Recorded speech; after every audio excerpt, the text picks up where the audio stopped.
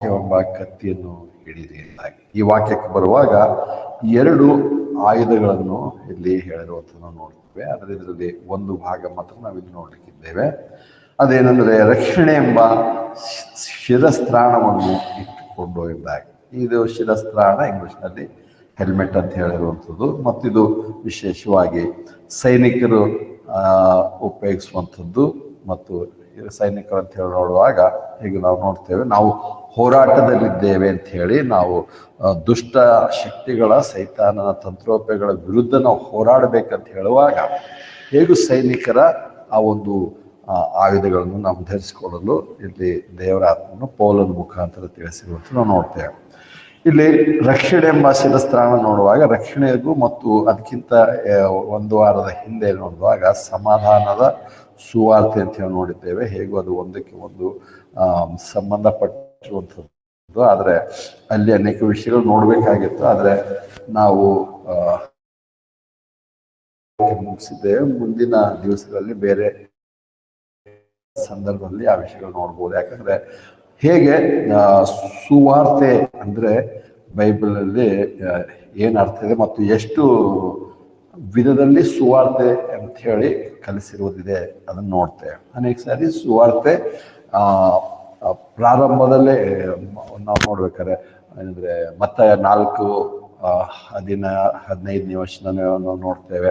Mark 1:4 ವಚನ ಹೀಗೆಲ್ಲ ನೋಡುವಾಗ ಅಲ್ಲಿಂದಲೇ ಸುವಾರ್ತೆ ಅಂತ ನೋಡ್ತೇವೆ. ಆದ್ರೆ ಅಲ್ಲಿ ದೇವರ ರಾಜ್ಯದ ಸುವಾರ್ತೆ ಅಂತ ಹೇಳಿ, ಇಲ್ಲಿ ಕೃಪೆಯ ಸುವಾರ್ತೆ ಬೇರೆ, ದೇವರ ರಾಜ್ಯದ ಸುವಾರ್ತೆ ಬೇರೆ. ಹೇಗೋ ಅದು ಇವತ್ತು ನೋಡುತ್ತೆ. ಆದ್ರೆ ಅಲ್ಲಿ ಸುವಾರ್ತೆ ಎಂಬ ಏನಂತಾರೆ ಸಮಾಧಾನದ ವಿಷಯವಾದ ಸುವಾರ್ತೆಯನ್ನು ತಿಳಿಸುವಲ್ಲಿ ಅದಕ್ಕೆ ನಾವು ಅದಕ್ಕೆ ಸಂಕ್ಷಿಪ್ತವಾಗಿ ಅವತ್ತು ನಾವು ನಮಗೆ ಸಂಬಂಧಪಟ್ಟ ಹಾಗೆ ಸುವಾರ್ತೆಯ ಸಮಾಧಾನ ಅಂತ ನೋಡುವಾಗ ದೇವರೊಂದಿಗುಂಟಾಗಿರುವಂಥ ಸಮಾಧಾನ ರೋಮ 5:1 ಪ್ರಕಾರ ಅದನ್ನು ಅಷ್ಟು ಸಂಕ್ಷಿಪ್ತವಾಗಿ ಕೆಲವು ವಿಷಯ ನೋಡಿದ್ದೇವೆ. ಅದಕ್ಕೆ ಸಂಬಂಧಪಟ್ಟ ಹಾಗೆಯೇ 17ನೇ ವಚನ ನೋಡುವಾಗ ರಕ್ಷಣೆ ಎಂಬ ಶಿರಸ್ತ್ರಾಣ, ಸುವಾರ್ತೆಗೂ ರಕ್ಷಣೆಗೂ ಒಂದಕ್ಕೊಂದು ಸಂಬಂಧ ಇದೆ. ನಾವು ಏನನ್ನು ನಂಬಿದ್ದೇವೆ, ಯಾವ ಸುವಾರ್ತೆಯನ್ನು ಕೇಳಿದ್ದೇವೆ, ಯಾವ ಸುವಾರ್ತೆಯನ್ನು ಕೇಳಿ ನಾವು ರಕ್ಷಣೆಯನ್ನು ಹೊಂದಿದ್ದೇವೆ ಅನ್ನೋದು. ಅದಕ್ಕೆ ಆದಷ್ಟು ಇವತ್ತು ನಾವು ನೋಡ್ತೇವೆ ಸ್ವಲ್ಪ ಮಟ್ಟಿಗೆ ಸುವಾರ್ತೆ ಅಲ್ಲ, ಅದರ ಬೇರೆ ಇವತ್ತು ರಕ್ಷಣೆಗೆ ಸಂಬಂಧಪಟ್ಟಂತೆ ಆದಷ್ಟು ಅರ್ಥ ಮಾಡಿಕೊಳ್ಳೋದಕ್ಕೆ ನಾವು ಪ್ರಯತ್ನ ಪಡೋಣ. ಇದೇ ಮುಖ್ಯವಾದಂಥ ಒಂದು ವಿಷಯ. ಮತ್ತು ಸೈತಾನ ಇದರ ಒಂದು ವಿಷಯದಲ್ಲಿಯೇ ಅಗ್ನಿ ಬಾಣಗಳನ್ನು ಹೊಡೆಯುವಂಥದ್ದು. ಅದಕ್ಕೆ ಗುರಾಣದ ವಾರದಲ್ಲಿ ನೋಡಿದ್ದೇವೆ. ಆದರೆ ಇಲ್ಲಿ ನೋಡುವಾಗ ತಲೆಗೆ ಭದ್ರತೆ, ಹೇಗೆ ಎದೆಗೆ ಕವಚ ಹೇಳೋದನ್ನು, ನಂತರ ಗುರಾಣಿ ಹೇಳೋದನ್ನು, ನಂತರ ನೋಡುವಾಗ ಇಲ್ಲಿ ತಲೆಗೆ ಶಿರಸ್ತ್ರಾಣ ಹೆಲ್ಮೆಟ್ ಅಂತ ಹೇಳಿ ನೋಡ್ತೇವೆ. ಹೆಲ್ಮೆಟ್ ಇವತ್ತು ನಮ್ಗೆಲ್ಲರಿಗೂ ಹೆಲ್ಮೆಟ್ ಅಂತ ತಕ್ಷಣ 2 ವೀಲರ್ ಓಡಿಸೋರಿಗೆ ಹೆಲ್ಮೆಟ್ನ ಬಗ್ಗೆ ಬಹಳ ಇವತ್ತು ಒಂದು ಏನಂತಾರೆ ಅವಶ್ಯಕತೆ ಇರುವಂಥದ್ದು ನೋಡ್ತೇವೆ. ಪೊಲೀಸರು ಹಾಗೆ ಅಥವಾ ಕಾನೂನು ಆ ರೀತಿ ಮಾಡಿದೆ ಹಾಕ್ಕೊಳ್ಳೇಬೇಕು. ಆದರೂ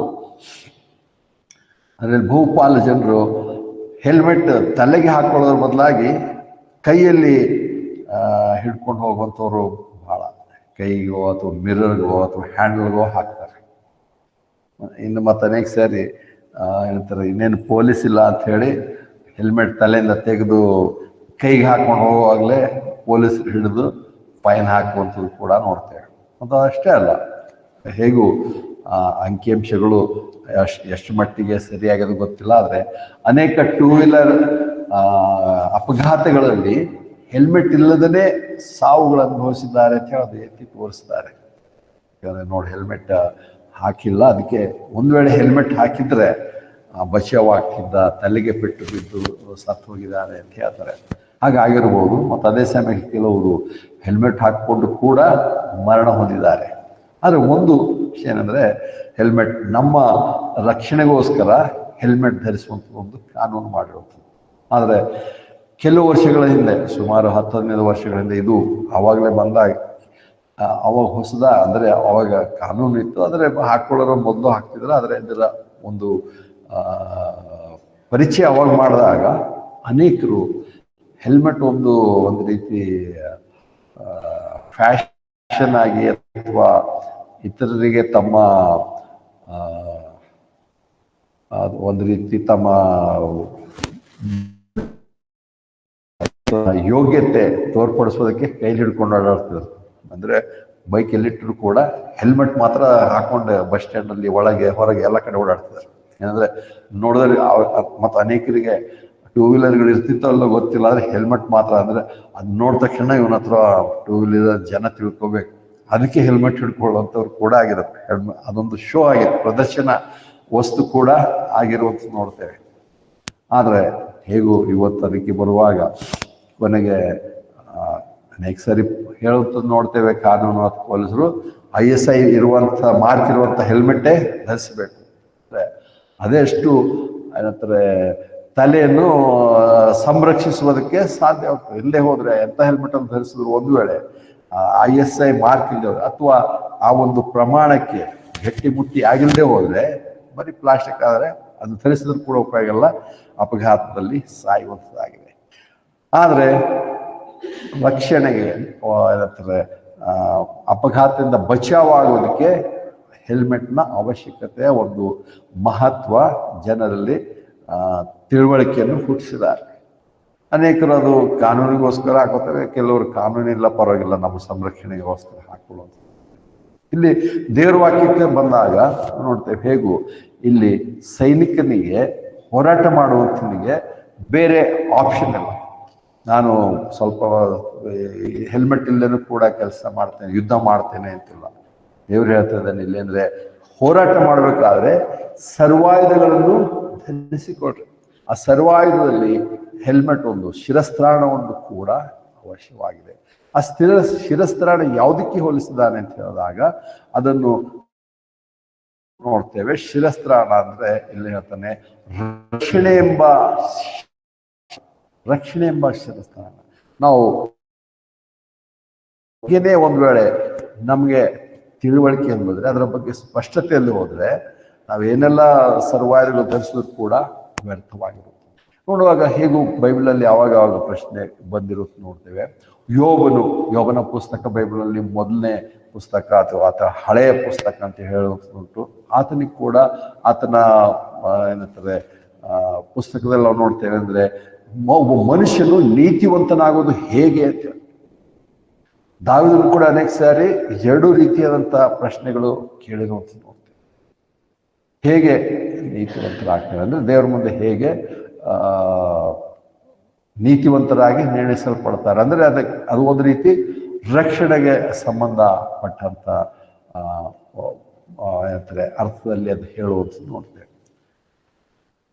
ಹಾಗೆ ಬರುವಾಗ ಕೊನೆಗೆ ನಾವು ನೋಡ್ತೇವೆ ಸೊಲೊಮೋನನು ನೋಡುವಾಗ ಅದು ಪ್ರಸಂಗಿಗಳು 12ನೇ ಅಧ್ಯಾಯ 30 ನೋಡ್ತೇವೆ. ಪ್ರಸಂಗಿಗಳು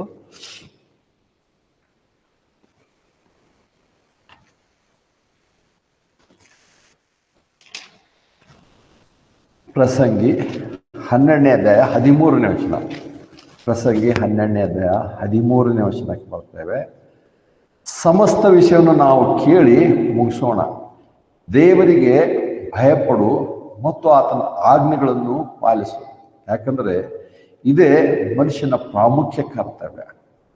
ಯಾಕಂದ್ರೆ ಒಳ್ಳೇದಾಗಲಿ ಕೆಟ್ಟದಾಗಲಿ ಪ್ರತಿಯೊಂದು ರಹಸ್ಯದ ಸಂಗತಿಗೂ ದೇವರು ಪ್ರತಿಯೊಂದು ಕೆಲಸವನ್ನು ಕುರಿತು ನ್ಯಾಯ ವಿಚಾರಣೆಗೆ ತರುವನು ಅಂತೇಳಿ ಇದು ಬಹಳ ಒಳ್ಳೆಯ ವಚನ. ಅಂದ್ರೆ ಕೊನೆಗೆ ಏನೋ ನೋಡ್ತೇವೆ, ಸೊಲೊಮೋನನು ಕೇವಲ ಮನುಷ್ಯನಾಗಿ ಆತ್ಮಿಕವಾಗಿ ಅಲ್ಲ, ಕೇವಲ ಮನುಷ್ಯನಾಗಿ ಏನೆಲ್ಲ ಮಾಡಿದ ಅಥವಾ ಏನಾದ ಅಂದ್ರೆ ಆತನು ಯಾವುದರಿಂದ ಸಂತೋಷ ನಿಜವಾದಂತ ತೃಪ್ತಿ ಸಿಗುತ್ತೋ ಅಂತ ಹೇಳಿ ಇಲ್ಲಿ ಆತನು ಪ್ರಯತ್ನ ಮಾಡಿ ಎಲ್ಲದರಲ್ಲಿ ಫೇಲ್ ಆಯ್ತು ಅಂತ ಹೇಳಿ ಕೊನೆಗೆ ಆ ಪುಸ್ತಕವರೆಗೆ ಹೇಳ್ತಾನೆ. ಹೇಗೂ ಇದರ ಅನೇಕ ವಿಷಯಗಳು ನಮ್ಗೆ ಅರ್ಥ ಆಗಿಲ್ಲ, ಆದ್ರೆ ಏನಂದ್ರೆ ಹೇಗೂ ದೇವರಿಗೆ ಭಯಪಟ್ಟು ಆತನ ಆಜ್ಞೆಗಳನ್ನು ಕೈಕೊಂಡು ನೋಡಿಯುವಂಥದ್ದೇ ನಮ್ಮ ಕರ್ತವ್ಯ ಅಂತ ಹೇಳಿ. ಇದು ಸಾಧಾರಣವಾಗಿ ಎಲ್ಲಾ ಧರ್ಮದಲ್ಲಿಯೂ ಅಥವಾ ಎಲ್ಲಾ ಮನುಷ್ಯರಲ್ಲಿಯೂ ಅದು ಒಂದು ನಂಬಿಕೆ ಬಂದಿದೆ. ನಾವು ರಕ್ಷಣೆ ಅನ್ನುವಂಥ ಸಂಗತಿಗೆ ಬಂದ ತಕ್ಷಣ ನಮಗೂ ಇದೇ ರೀತಿಯಾದಂಥ ಒಂದು ಅರ್ಥದಲ್ಲಿ ನಾವು ಹೇಳ್ತೇವೆ.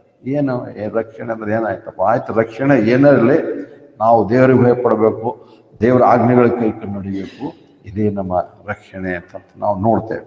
ಆದರೆ ಆ ಒಂದು ರಕ್ಷಣೆ ಹಾಗೆ ಇಲ್ಲದೆ ಇರುವಂಥ ಸಂಗತಿ, ಅದು ಅದರ ಅರ್ಥ ಅದು ಅಲ್ಲ ಎಂಬುದಾಗಿ ನಾವು ಇದರಲ್ಲಿ ನೋಡ್ತೇವೆ. ಯಾಕಂದರೆ ದೇವರಿಗೆ ಭಯಪಟ್ಟು ಆಜ್ಞೆಗಳನ್ನು ಕೈಕೊಳ್ಳೋದ್ರ ಮೂಲಕ ನಾವು ರಕ್ಷಣೆ ಹೊಂದುತ್ತೇವೆ ಅಂತ ಹೇಳಿ ಒಂದು ವೇಳೆ ಆ ಒಂದು ನಂಬಿಕೆಯಲ್ಲಿ ನಾವು ಜೀವಿಸ್ತಿದ್ರೆ ಇನ್ನೂ ನಾವು ರಕ್ಷಣೆ ಹೊಂದಿದ್ದೇವೆ ಅಂತಲ್ಲ, ರಕ್ಷಣೆ ಹೊಂದಿದ್ದೇವೆ ಅನ್ನುವಂಥ ಅರ್ಥ ನಮಗೆ ಬರಲ್ಲ. ಅದಕ್ಕೆ ರಕ್ಷಣೆ ಸರಳವಾಗಿ ನಾವು ಹೇಳ್ಕೊಂಡು ಹೋಗ್ಬೇಕಾದ್ರೆ ನೋಡ್ತೇವೆ, ಕೆಲವು ವಚನ ನೋಡ್ತೇವೆ.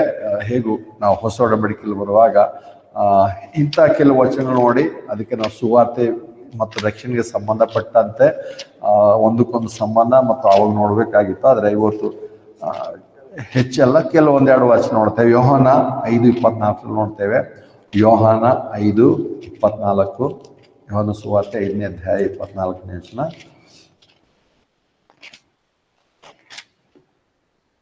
ಯೋಹಾನ 5:24, ನಾನು ನಿಮಗೆ ನಿಜ ನಿಜವಾಗಿ ಹೇಳುತ್ತೇನೆ, ನನ್ನ ವಾಕ್ಯವನ್ನು ಕೇಳಿ ನನ್ನನ್ನು ಕಳಿಸಿದಾತನ ನಂಬುವವನು ನಿತ್ಯ ಜೀವನ ಹೊಂದಿದ್ದಾನೆ, ಅವನು ತೀರ್ಪಿಗೆ ಗುರಿಯೇ ಆಗುವುದಿಲ್ಲ, ಆದರೆ ಮರಣದಿಂದ ಜೀವಕ್ಕೆ ದಾಟಿದ್ದಾನೆ. ಇಲ್ಲಿ ರಕ್ಷಣೆ ಅಂದರೆ ಈ ಒಂದು ಅರ್ಥದಲ್ಲಿ ನಾವು ನೋಡ್ತೇವೆ. ಮತ್ತು ಇಲ್ಲಿ ಕರ್ತನಾಥ ಯೇಸು ಕ್ರಿಸ್ತನಾಥ ಹೇಳ್ತಾನೆ, ನನ್ನ ವಾಕ್ಯವನ್ನು ಕೇಳಿ ನನ್ನನ್ನು ಕಳಿಸಿದಾತನ ನಂಬುವವನು ನಿತ್ಯ ಜೀವವನ್ನು ಹೊಂದಿದ್ದಾನೆ. ಆದರೆ ಇಲ್ಲಿ ಏನಂದ್ರೆ ಒಂದು ಸ್ಪಷ್ಟತೆ ಬರುವಂಥದ್ದಿಲ್ಲ, ಬರೋದಕ್ಕೆ ಸಾಧ್ಯ ಇರಲಿಲ್ಲ. ಯಾಕೆಂದ್ರೆ ಇನ್ನೂ ಕರ್ತನಾಥ ಯೇಸು ಕ್ರಿಸ್ತನು ಈ ಸಮಯದಲ್ಲಿ ಆತನು ಯಜ್ಞವಾಗಿ ಸಮರ್ಪಿಸಿರಲಿಲ್ಲ.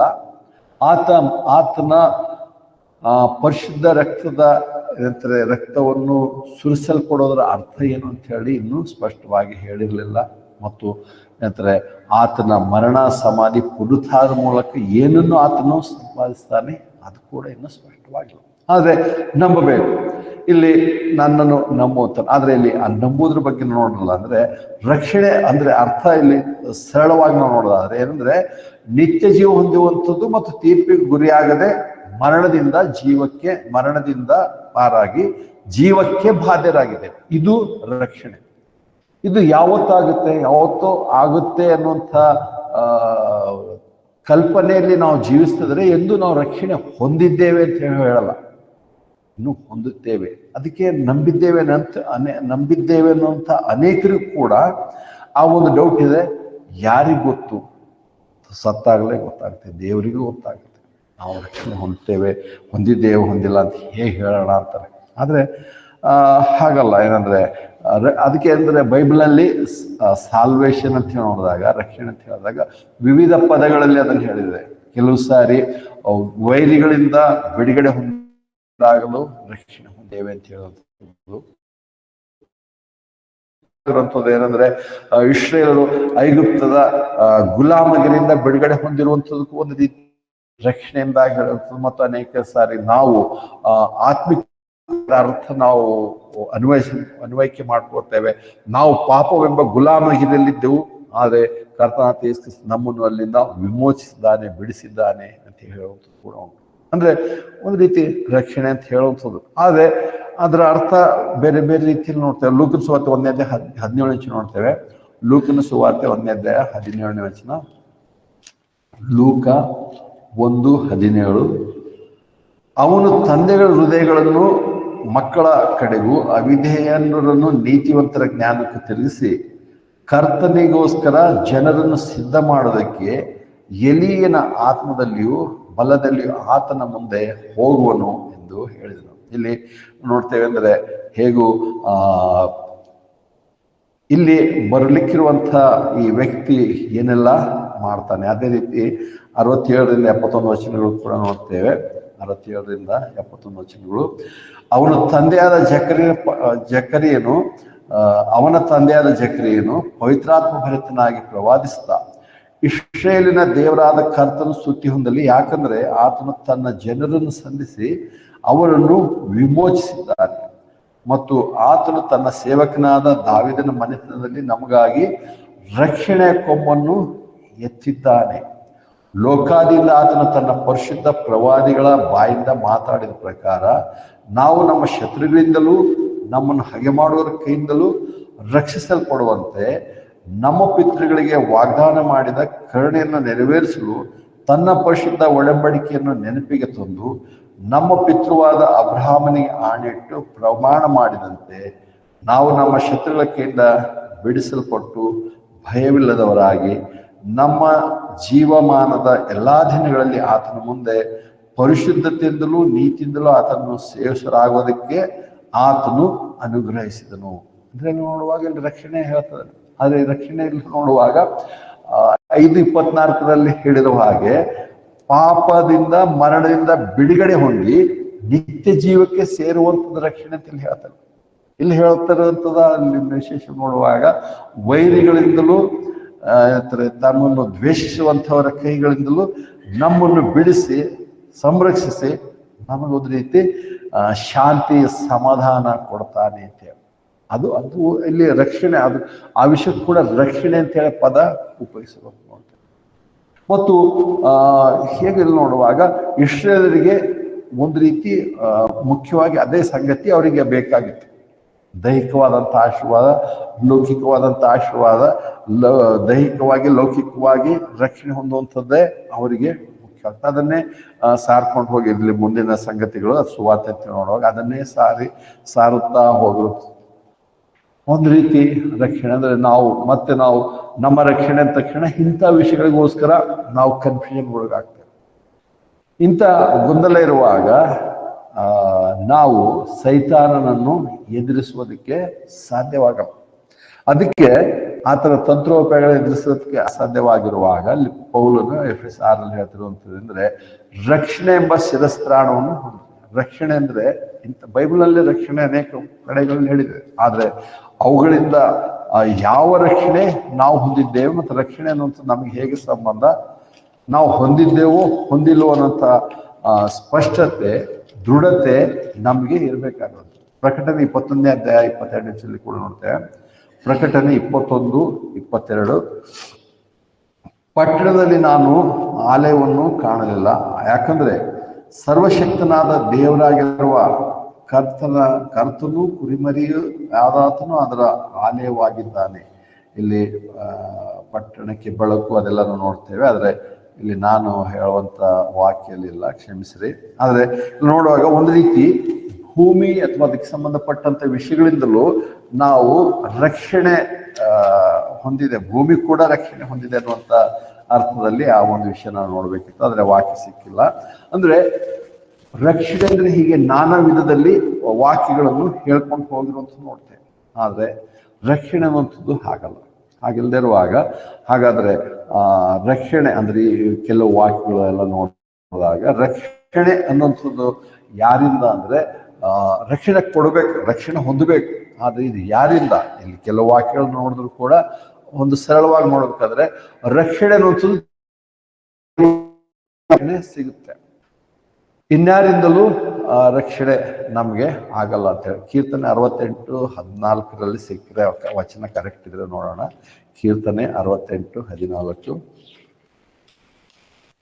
ಕೀರ್ತನೆಗಳು 68ನೇ ಅಧ್ಯಾಯ 14ನೇ ವಚನ. ಇಲ್ಲ ಕ್ಷಮಿಸ್ರಿ, ಅದನ್ನು ವಾಕ್ಯ ತಪ್ಪಿದೆ.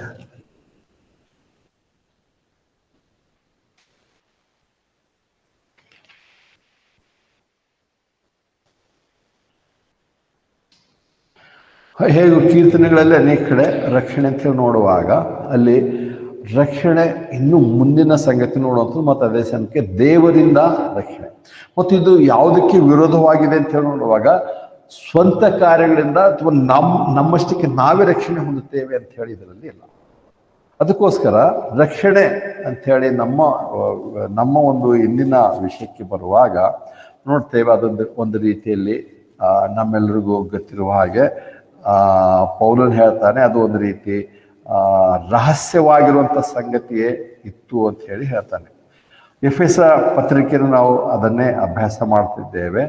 ಅಂತ ರಕ್ಷಣೆ ವಿಷಯವಾದಂಥ ಮರ್ಮ, ರಕ್ಷಣೆ ವಿಷಯವಾದಂಥ ಮರ್ಮವನ್ನು ದೇವರು ನಮಗೆ ಇಂದಿನ ಕಾಲ ಅಥವಾ ಇವಾಗ ಮತ್ತು ವಿಶೇಷವಾಗಿ ಪೌಲನ ಮುಖಾಂತರ ತಿಳಿಸಿದ್ದಾನೆ ಅನ್ನುವಂಥ ಸಂಗತಿಯನ್ನು ನಾವು ನೋಡ್ತೇವೆ. ಯಾಕಂದ್ರೆ ಅಲ್ಲಿವರೆಗೂ ರಕ್ಷಣೆ ಅನ್ನುವಂಥದ್ದು ಸುವಾರ್ತೆ ಅನ್ನುವಂಥದ್ದು ಇತ್ತು ಅಥವಾ ಇದೆ, ಆ ಪದಗಳು ಆ ಸಂಗತಿಗಳು ಸಾರಿರುವಂಥದ್ದು ಇದೆ. ಆದರೂ ಕೂಡ ಅದರ ಬಗ್ಗೆ ಸ್ಪಷ್ಟತೆ ಇರಲಿಲ್ಲ. ಆದರೆ ಇಲ್ಲ ನೋಡ್ತೇವೆ ಎಫೆಸ ಗ್ರಂಥದಲ್ಲಿ ನಾವು ನೋಡುವಾಗ ಎಫೆಸ 6:19 ನೋಡ್ತೇವೆ. ಎಫೆಸ 6:19 ನಮ್ಮ ಈ ಒಂದು ಧ್ಯಾನಕ್ಕೆ ಸಂಬಂಧಪಟ್ಟಿರುವಂಥ ವಿಷಯದಲ್ಲಿ ನೋಡ್ತೇವೆ. ಎಫೆಸದವರಿಗೆ 6ನೇ ಅಧ್ಯಾಯ 19ನೇ ವಚನ. ನಾನು ಬಾಯಿ ತೆರೆಯುವಾಗ ಗುಪ್ತವಾಗಿದ್ದ ಸುವಾರ್ತೆಯ ಮರ್ಮವನ್ನು ಧೈರ್ಯವಾಗಿ ತಿಳಿಸುವುದಕ್ಕೆ ಬೇಕಾದ ಮಾತನ್ನು ನನಗೆ ಅನುಗ್ರಹಿಸಬೇಕೆಂದು ಪ್ರಾರ್ಥಿಸಿದೆ ಅಂತ. ಇಲ್ಲಿ ಏನು ಹೇಳ್ತದೆ ಅಂದ್ರೆ ಗುಪ್ತವಾಗಿರುವಂಥ ಸುವಾರ್ತೆ, ನಾನು ಬಾಯಿ ತೆರೆದಾಗ ಗುಪ್ತವಾಗಿದ್ದ ಸುವಾರ್ತೆಯ ಮರ್ಮ ಅಂದ್ರೆ ಗುಪ್ತವಾಗಿದೆ ಅಂದ್ರೆ ಹೌದು, ಅದು ಅನೇಕರಿಗೆ ಅಥವಾ ಹಿಂದಿನ ಕಾಲದಲ್ಲಿ ಅಥವಾ ಹಳೆ ಒಡಂಬಡಿಕೆಯಲ್ಲಿ ಗುಪ್ತವಾಗಿತ್ತು. ಇದು ಪೌಲನ ವಿಶೇಷವಾಗಿ ಗುಪ್ತವಾಗಿದ್ದ ಸಂಗತಿ ನಾನು ತಿಳಿಸ್ತೇನೆ ಅಂತ ಹೇಳುವಾಗ ಇಲ್ಲಿ ನಮಗೆ ಸುವಾರ್ತೆಯ ಸ್ಪಷ್ಟತೆಯನ್ನು ಆತನ ತಿಳಿಯಪಡಿಸಿ ಗುಪ್ತವಾಗಿತ್ತು. ಯಾಕಂದ್ರೆ ರಕ್ಷಣೆ ಅಂದ್ರೆ ನಾನಾ ವಿಧದಲ್ಲಿ ಹೇಳ್ತಿದ್ರು, ಸುವಾರ್ತೆ ಅಂದ್ರೂ ಕೂಡ ನಾನಾ ವಿಧವಾದಂಥ ಸುವಾರ್ತೆ ಇತ್ತು. ಏನಂದ್ರೆ ನಾವು ನೋಡ್ತೇವೆ, ಹೇಗೂ ಒಂದು ಕಡೆ ನೋಡಿದ್ರೆ ಇಲ್ಲಿ ಪೌಲನ ಗಲಾತ್ಯದಲ್ಲಿ ಹೇಳ್ತಾನೆ, ನಾನಾಗ್ಲಿ ಅಥವಾ ಬೇರೊಬ್ಬನಾಗ್ಲಿ ಇವನು ಪರಲೋಕದಿಂದ ಬಂದಂಥ ದೇವದೂತನೇ ಬಂದು ಒಂದು ವೇಳೆ ನಿಮಗೆ ಯಾವುದೇ ಸುವಾರ್ತೆಯನ್ನು ಸಾರಿದ್ರು ಕೂಡ ಅದು ಅವರು ಶಾಪಗ್ರಸ್ತರಾಗಲಿ ಅಂತ ಹೇಳ್ತಾರೆ.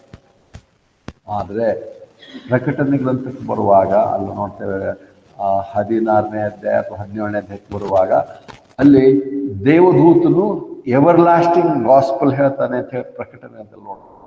ಹಾಗಾದ್ರೆ ಪೌಲನು ಆ ದೇವದೂತನಿಗೂ ಶಾಪ ಆಗ್ತಾನ.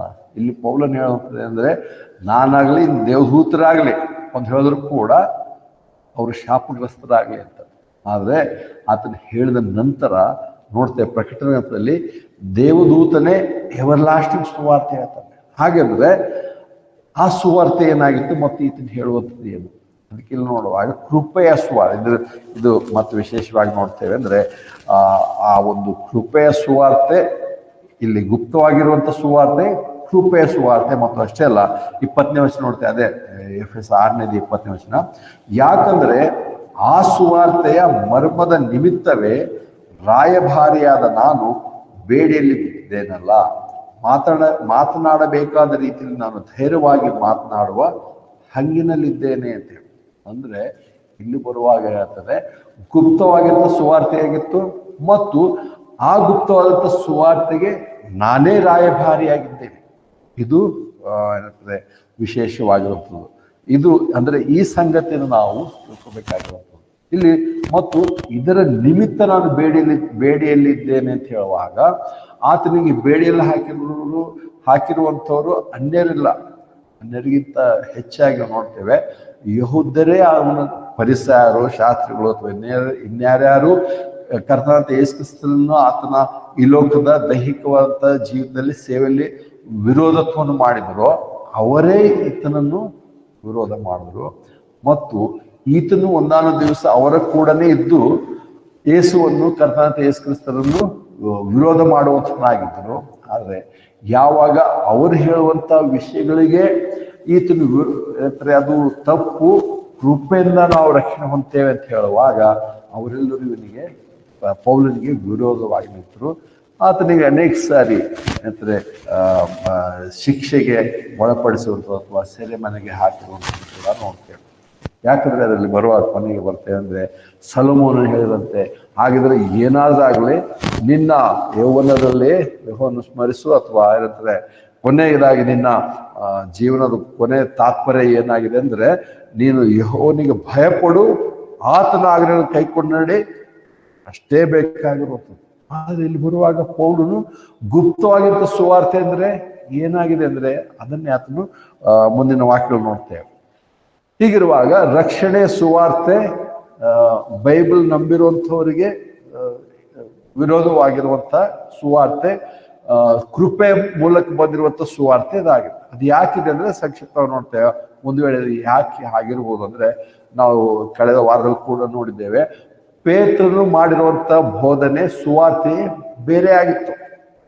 ಅಪೊಸ್ತಲರ ಕೃತ್ಯ 2ನೇ ಅಧ್ಯಾಯದಲ್ಲಿ ನೋಡ್ತೇವೆ. ಆತ್ಮ ಹೇಳ್ತಾನೆ, ಆವಾಗ ಅವರು ಪೇತ್ರನ ಮಾತನ್ನು ಕೇಳಿ, ಪೇತ್ರ ಏನ್ ಹೇಳ್ದ, ನೀವು ಯಾವ ಯೇಸುವನ್ನು ಹಿಡಿದು ಏನಂತಾರೆ ಅನ್ಯರಿಗೆ ಒಪ್ಪಿಸ್ಕೊಟ್ಟು ಆತನ ಶಿಲುಬೆಗೆ ಹಾಕಿ ಸಾಯಿಸಿದ್ರು, ಆ ಯೇಸುವನ್ನೇ ದೇವರು ರಾಜನನ್ನಾಗಿಯೋ ರಕ್ಷಕನನ್ನಾಗಿಯೋ ಕರ್ತನನ್ನಾಗಿಯೋ ನೇಮಿಸಿದ್ದಾನೆ. ಆತನೇ ದಾವಿದನ ಕುಮಾರನ, ಯಾರನ್ನು ನೀವು ದಾವಿದನ ಕುಮಾರನ ಅರಸನಾಗ್ತಾನೆ ಅಂತ ಕಾಯ್ತಿದ್ರಲ್ಲ, ಆತನೇ ಈತನಾಗಿದ್ದಾನೆ ಅಂತ ಹೇಳಿದ ತಕ್ಷಣ ಅವ್ರ ಹೃದಯದಲ್ಲಿ ಆಗೋದು ನಟ್ಟಂತಾಗಿ ಅವ್ರು ಹೇಳ್ತಾರೆ, ಹಾಗಿದ್ರೆ ನಾವು ಏನ್ ಮಾಡ್ಬೇಕು, ನಾವೇನ್ ಮಾಡಕ್ಕೆ ಹೇಳಿದ್ರೆ ಆತನೇ ಅದನ್ನು, ನೀವೆಲ್ಲರೂ ನಿಮ್ಮ ಪಾಪಗಳಿಗೋಸ್ಕರ ಪಶ್ಚಾತ್ತಾಪಪಟ್ಟು ದೇವರ ಕಡೆ ತಿರುಗಿರಿ ಮತ್ತು ಏನಂತಾರೆ ಪ್ರತಿಯೊಬ್ಬರು ಅಪೊಸ್ತಲರ ಕೃತ್ಯ 2:38 ನೋಡ್ತೇವೆ. ಆಗ ಪೇತ್ರನು ಅವರಿಗೆ, ನೀವು ಮಾನಸಾಂತರ ಪಟ್ಟು ಪಾಪಗಳ ಪರಿಹಾರಕ್ಕಾಗಿ ನಿಮ್ಮಲ್ಲಿ ಪ್ರತಿಯೊಬ್ಬನು ಯೇಸು ಕ್ರಿಸ್ತನ ಹೆಸರಿನಲ್ಲಿ ಬಾಪ್ತಿಸ್ಮ ಮಾಡಿಸಿಕೊಳ್ಳ್ರಿ, ಆಗ ನೀವು ಪವಿತ್ರಾತ್ಮ ದಾನವನ್ನು ಹೊಂದಿರಿ. ಇಲ್ಲಿ ಪೇತ್ರನು ಹೇಳ್ತಲ್ಲ, ಆಗ ಪ್ರತಿಯೊಬ್ಬನು ಯೇಸುವನ್ನು ನಂಬಿ, ಯೇಸು ಕ್ರಿಸ್ತನ ಶಿಲುಬೆ ಕಾರ್ಯದಲ್ಲಿ ನಂಬಿ ನೀವು ರಕ್ಷಣೆ ಹೊಂದ್ರಿ. ಯೇಸು ಕ್ರಿಸ್ತನ ರಕ್ತದಿಂದ ನಿಮ್ಮ ಪಾಪವನ್ನು ಪರಿಹಾರ ಮಾಡಿಕೊಡ್ರಿ, ಶುದ್ಧೀಕರಿಸ್ಕೊಳ್ರಿ ಹೇಳಿಲ್ಲ. ಇಲ್ಲಿ ಆತನ ಮರಣ, ಆತನ ಸಮಾಧಿ, ಪುನರುತ್ಥಾನ, ಆತನ ಪವಿತ್ರ ರಕ್ತದ ಬಗ್ಗೆ, ಆತನ ಶಿಲುಬೆ ಕಾರ್ಯದ ಬಗ್ಗೆ ಹೇಳ ಆತನು ಆ ಸುವಾರ್ತೆಯನ್ನು ಹೇಳ್ತಾ ಇದ್ದ. ಹಾಗಾಗಿ ಅವರ ಒಂದು ವಿಷಯ ಬೇರೆ ಆಗಿತ್ತು. ಮತ್ತೆ ನಾವು ನೋಡ್ತೇವೆ, ಅದಕ್ಕೋಸ್ಕರ ಆತನು ಈ ಅಪೊಸ್ತಲರ ಕೃತ್ಯದ ನಡೆದಿರುವಂತ ಸಂಗತಿಗಳು ಲೂಕನು ಬರೀತಾ ಇದ್ದಾನೆ. ಆದರೆ ಪೇತ್ರನು ಸ್ವತಃ ಪತ್ರಿಕೆ ಬರೆದಾಗ 1 ಪೇತ್ರ 1:5 ನೋಡ್ತೇವೆ. 1 ಪೇತ್ರ 1ನೇ ಅಧ್ಯಾಯ 5ನೇ ವಚನ. 1 ಪೇತ್ರ 1ನೇ ಅಧ್ಯಾಯ 5ನೇ ವಚನ. ಅಂತ್ಯಕಾಲದಲ್ಲಿ ಪ್ರಕಟವಾಗುವುದಕ್ಕೆ ಸಿದ್ಧವಾಗಿರುವ ರಕ್ಷಣೆಗೆ ನಂಬಿಕೆ ಮುಖಾಂತರ ದೇವರು ನಿಮ್ಮನ್ನು ತನ್ನ ಬಲದಿಂದ ಕಾಯುತ್ತಾನೆ ಅಂತ ಹೇಳುವಾಗ, ಪೇತ್ರನು ಇಲ್ಲಿ ತಾನು ಅಲ್ಲಿ ಹೇಳಿರುವಂತ ಸಂಗತಿ ಮತ್ತು ಇಲ್ಲಿ ಪೇತ್ರನ ಜನರು ಅಥವಾ ಅವರ ಗುಂಪು ಅದನ್ನೇ ಎದುರು ನೋಡ್ತಿದ್ದಾರೆ. ಯಾಕಂದ್ರೆ ಈತನ ಯಾರಿಗೆ ಬರೀತಿದ್ದಾನೆ ಇಲ್ಲಿ ಬರೆದಾಗ, ಪೇತ್ರನ 1ನೇ ಅಧ್ಯಾಯದಲ್ಲಿ ನೋಡ್ತೇವೆ, 1ನೇ ವಚನ ನೋಡ್ತೇವೆ, ಯೇಸು ಕ್ರಿಸ್ತನ ಅಪೊಸ್ತಲನಾದ ಪೇತ್ರನು ಪೊಂತ, ಗಲಾತ್ಯ, ಕಪ್ಪದೋಕ್ಯ, ಆಸ್ಯ, ಬಿಥೂನ್ಯ ಇವುಗಳಲ್ಲೆಲ್ಲ ಚದುರಿರುವ ಪರದೇಶಸ್ಥರಿಗೆ ಮತ್ತು ಪವಿತ್ರಾತ್ಮನಿಂದ ಪ್ರತಿಷ್ಠಿಸಲ್ಪಟ್ಟವರಾಗಿ ವಿಧೇಯರಾಗುವುದಕ್ಕೂ ಯೇಸು ಕ್ರಿಸ್ತನ ರಕ್ತದ ಪ್ರೋತ್ಸಾಹರಾಗುವುದಕ್ಕೂ ತಂದೆಯಾದ ದೇವರ ಭವಿಷ್ಯ ಜ್ಞಾನಾನುಸಾರವಾಗಿ ಆರಿಸಿಕೊಳ್ಳಲ್ಪಟ್ಟವರಿಗೂ ಬರೆಯುವುದೇನೆಂದರೆ, ನಿಮಗೆ ಕೃಪೆಯು ಶಾಂತಿ ಹೆಚ್ಚೆಚ್ಚಾಗಿ ದೊರೆಯಲಿ. ಇವಾಗ ಈತನು ಬರೆದಿರುವಂಥದ್ದು ಯಾರಂದ್ರೆ, ಅಪೊಸ್ತಲರ ಕೃತ್ಯ 8ನೇ ಅಧ್ಯಾಯದಲ್ಲಿ ಚದುರಿ ಹೋಗಿರುವಂಥ ಇಸ್ರಾಯೇಲರು. ಇವ್ರು ಯಾರಂದ್ರೆ ಪಂಚಾಶತ್ತಮ ಹಬ್ಬದ ದಿವಸದಂದು ಅವರೆಲ್ಲರೂ ಸೇರಿ ಬಂದಿದ್ರು ಅಲ್ಲಿ. ಮತ್ತೆ ಇವೇ ಪದಗಳು ಅಲ್ಲಿ ಹೇಳಿರುವಂತ ನೋಡ್ತೇವೆ. ಅಂದ್ರೆ ಇಲ್ಲಿ ಒಂದು ಪರ್ಟಿಕ್ಯುಲರ್ ಆಗಿ ಒಂದು ಸ್ಥಳಕ್ಕೆ ಹೇಳ್ತಿದ್ದಾನೆ. ಆದ್ರೆ ಅಪೊಸ್ತಲರ ಕೃತ್ಯ 2ನೇ ನೋಡುವಾಗ ಬಂದಿರುವಂತ ಎಲ್ಲಾ ಜನರ ಬಗ್ಗೆ ಆತ್ಮ ಹೇಳ್ಕೊಂಡ್ ಬರ್ತಾನೆ, ಅಲ್ಲಿ ಎಲ್ಲೆಲ್ಲಿಂದ ಬಂದಿದ್ರು ಅಂತ. ಅಪೊಸ್ತಲರ ಕೃತ್ಯ 2ನೇ ನೋಡ್ತೇವೆ. ಅಪೊಸ್ತಲರ ಕೃತ್ಯಗಳು 2ನೇ ಅಧ್ಯಾಯದಲ್ಲಿ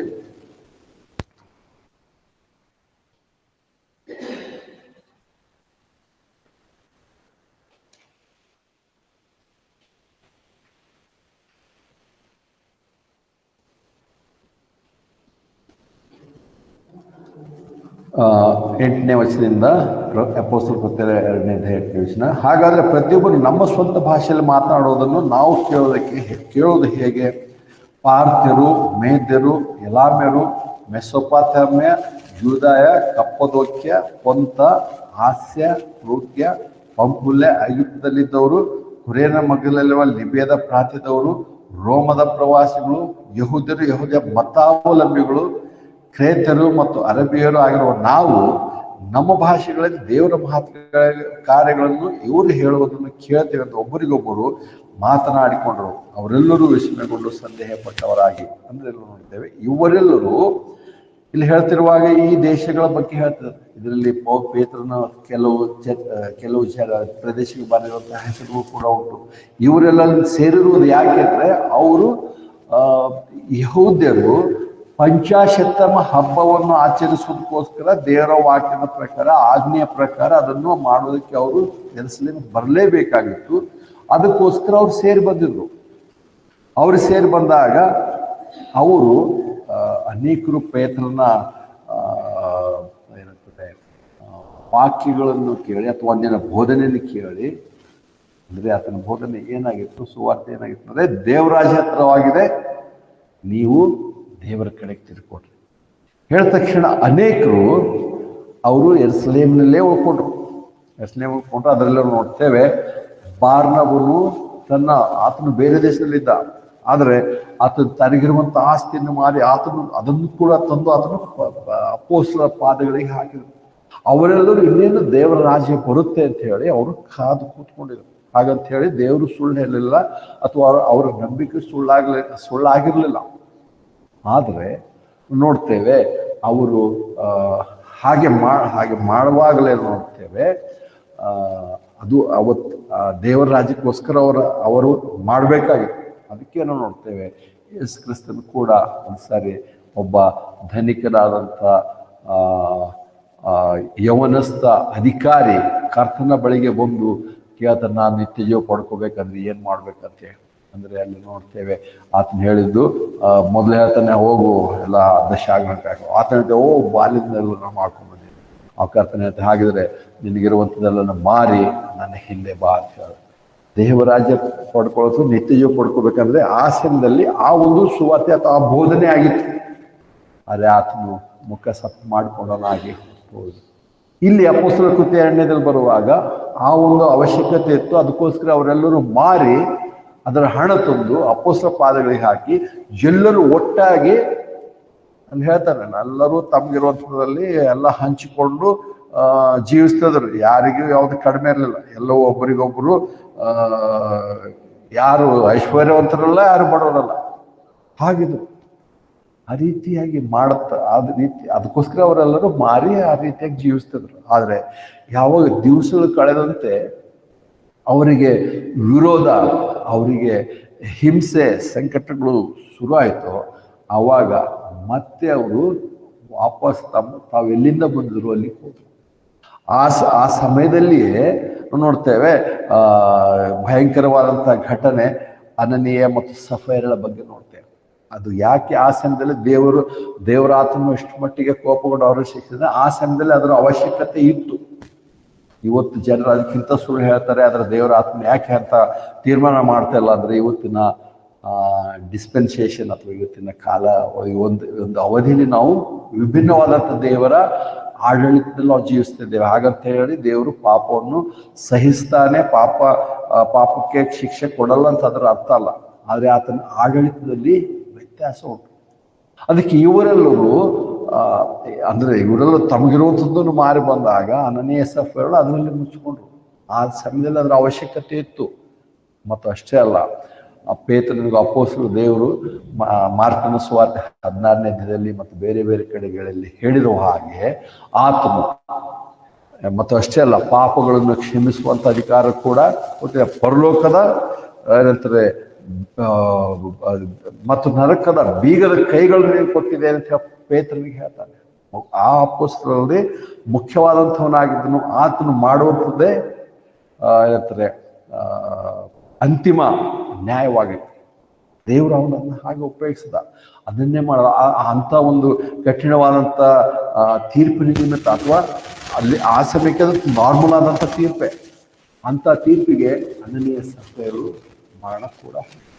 ಮತ್ತು ಅಷ್ಟೇ ಅಲ್ಲ, ಅದಕ್ಕೋಸ್ಕರವೇ ನಾವು ಕಳೆದ 2 ವಾರಗಳಿಂದ ನೋಡಿದ್ದೇವೆ ಯಾಕೋಬ 5ನೇ ಪತ್ರಿಕೆಯಲ್ಲಿ ಅಲ್ಲಿ ಹಿರಿಯರನ್ನು ಕರೆದು ಪ್ರಾರ್ಥನೆ ಮಾಡಿದ್ರೆ ಅವರ ಪಾಪಗಳು ಕೂಡ ಯಾವನಾದ್ರೂ ಅಸ್ವಸ್ಥನಾಗಿದ್ರೆ ಹಿರಿಯರು ಕರೆದು ಅವರು ಎಣ್ಣೆ ಹಚ್ಚಿ ಅವರು ಪ್ರಾರ್ಥನೆ ಮಾಡಲಿ, ಅವಾಗ ಅವ್ರ ಪಾಪಗಳು ಕ್ಷಮಿಸಲ್ಪಡ್ತವೆ ಮತ್ತು ರೋಗವು ಸ್ವಸ್ಥವಾಗ್ತದೆ ಅಂತ ಹೇಳಿದಾಗ ಇಲ್ಲಿ ಯಾವುದೋ ಸಭೆ ಹಿರಿಯರನ್ನು ಕರೀರಿ ಅಥವಾ ನಿಮ್ಮ ಸಭೆಯಲ್ಲಿ ಹಿರಿಯರನ್ನು ಕರೆದು ನೀವು ಎಣ್ಣೆ ಹಚ್ಚಿ ಪ್ರಾರ್ಥನೆ ಮಾಡಿರಿ, ಅವಾಗ ನಿಮ್ಮ ಪಾಪ ಕ್ಷಮಾಪಣೆ ಮಾಡುವಂಥದ್ದು ಅಪೊಸ್ತಲರಿಗೆ ಮುಖ್ಯ ಪೇತ್ರನಿಗೆ ದೇವರು ಆ ಸಮಯದಲ್ಲಿ ಆತನು ಕೊಟ್ಟಿದ್ದನು. ಆತನು ಕೊಟ್ಟಿರುವಂತಹ ಕಾರ್ಯ ನಿರ್ವಹಿಸಿದನು.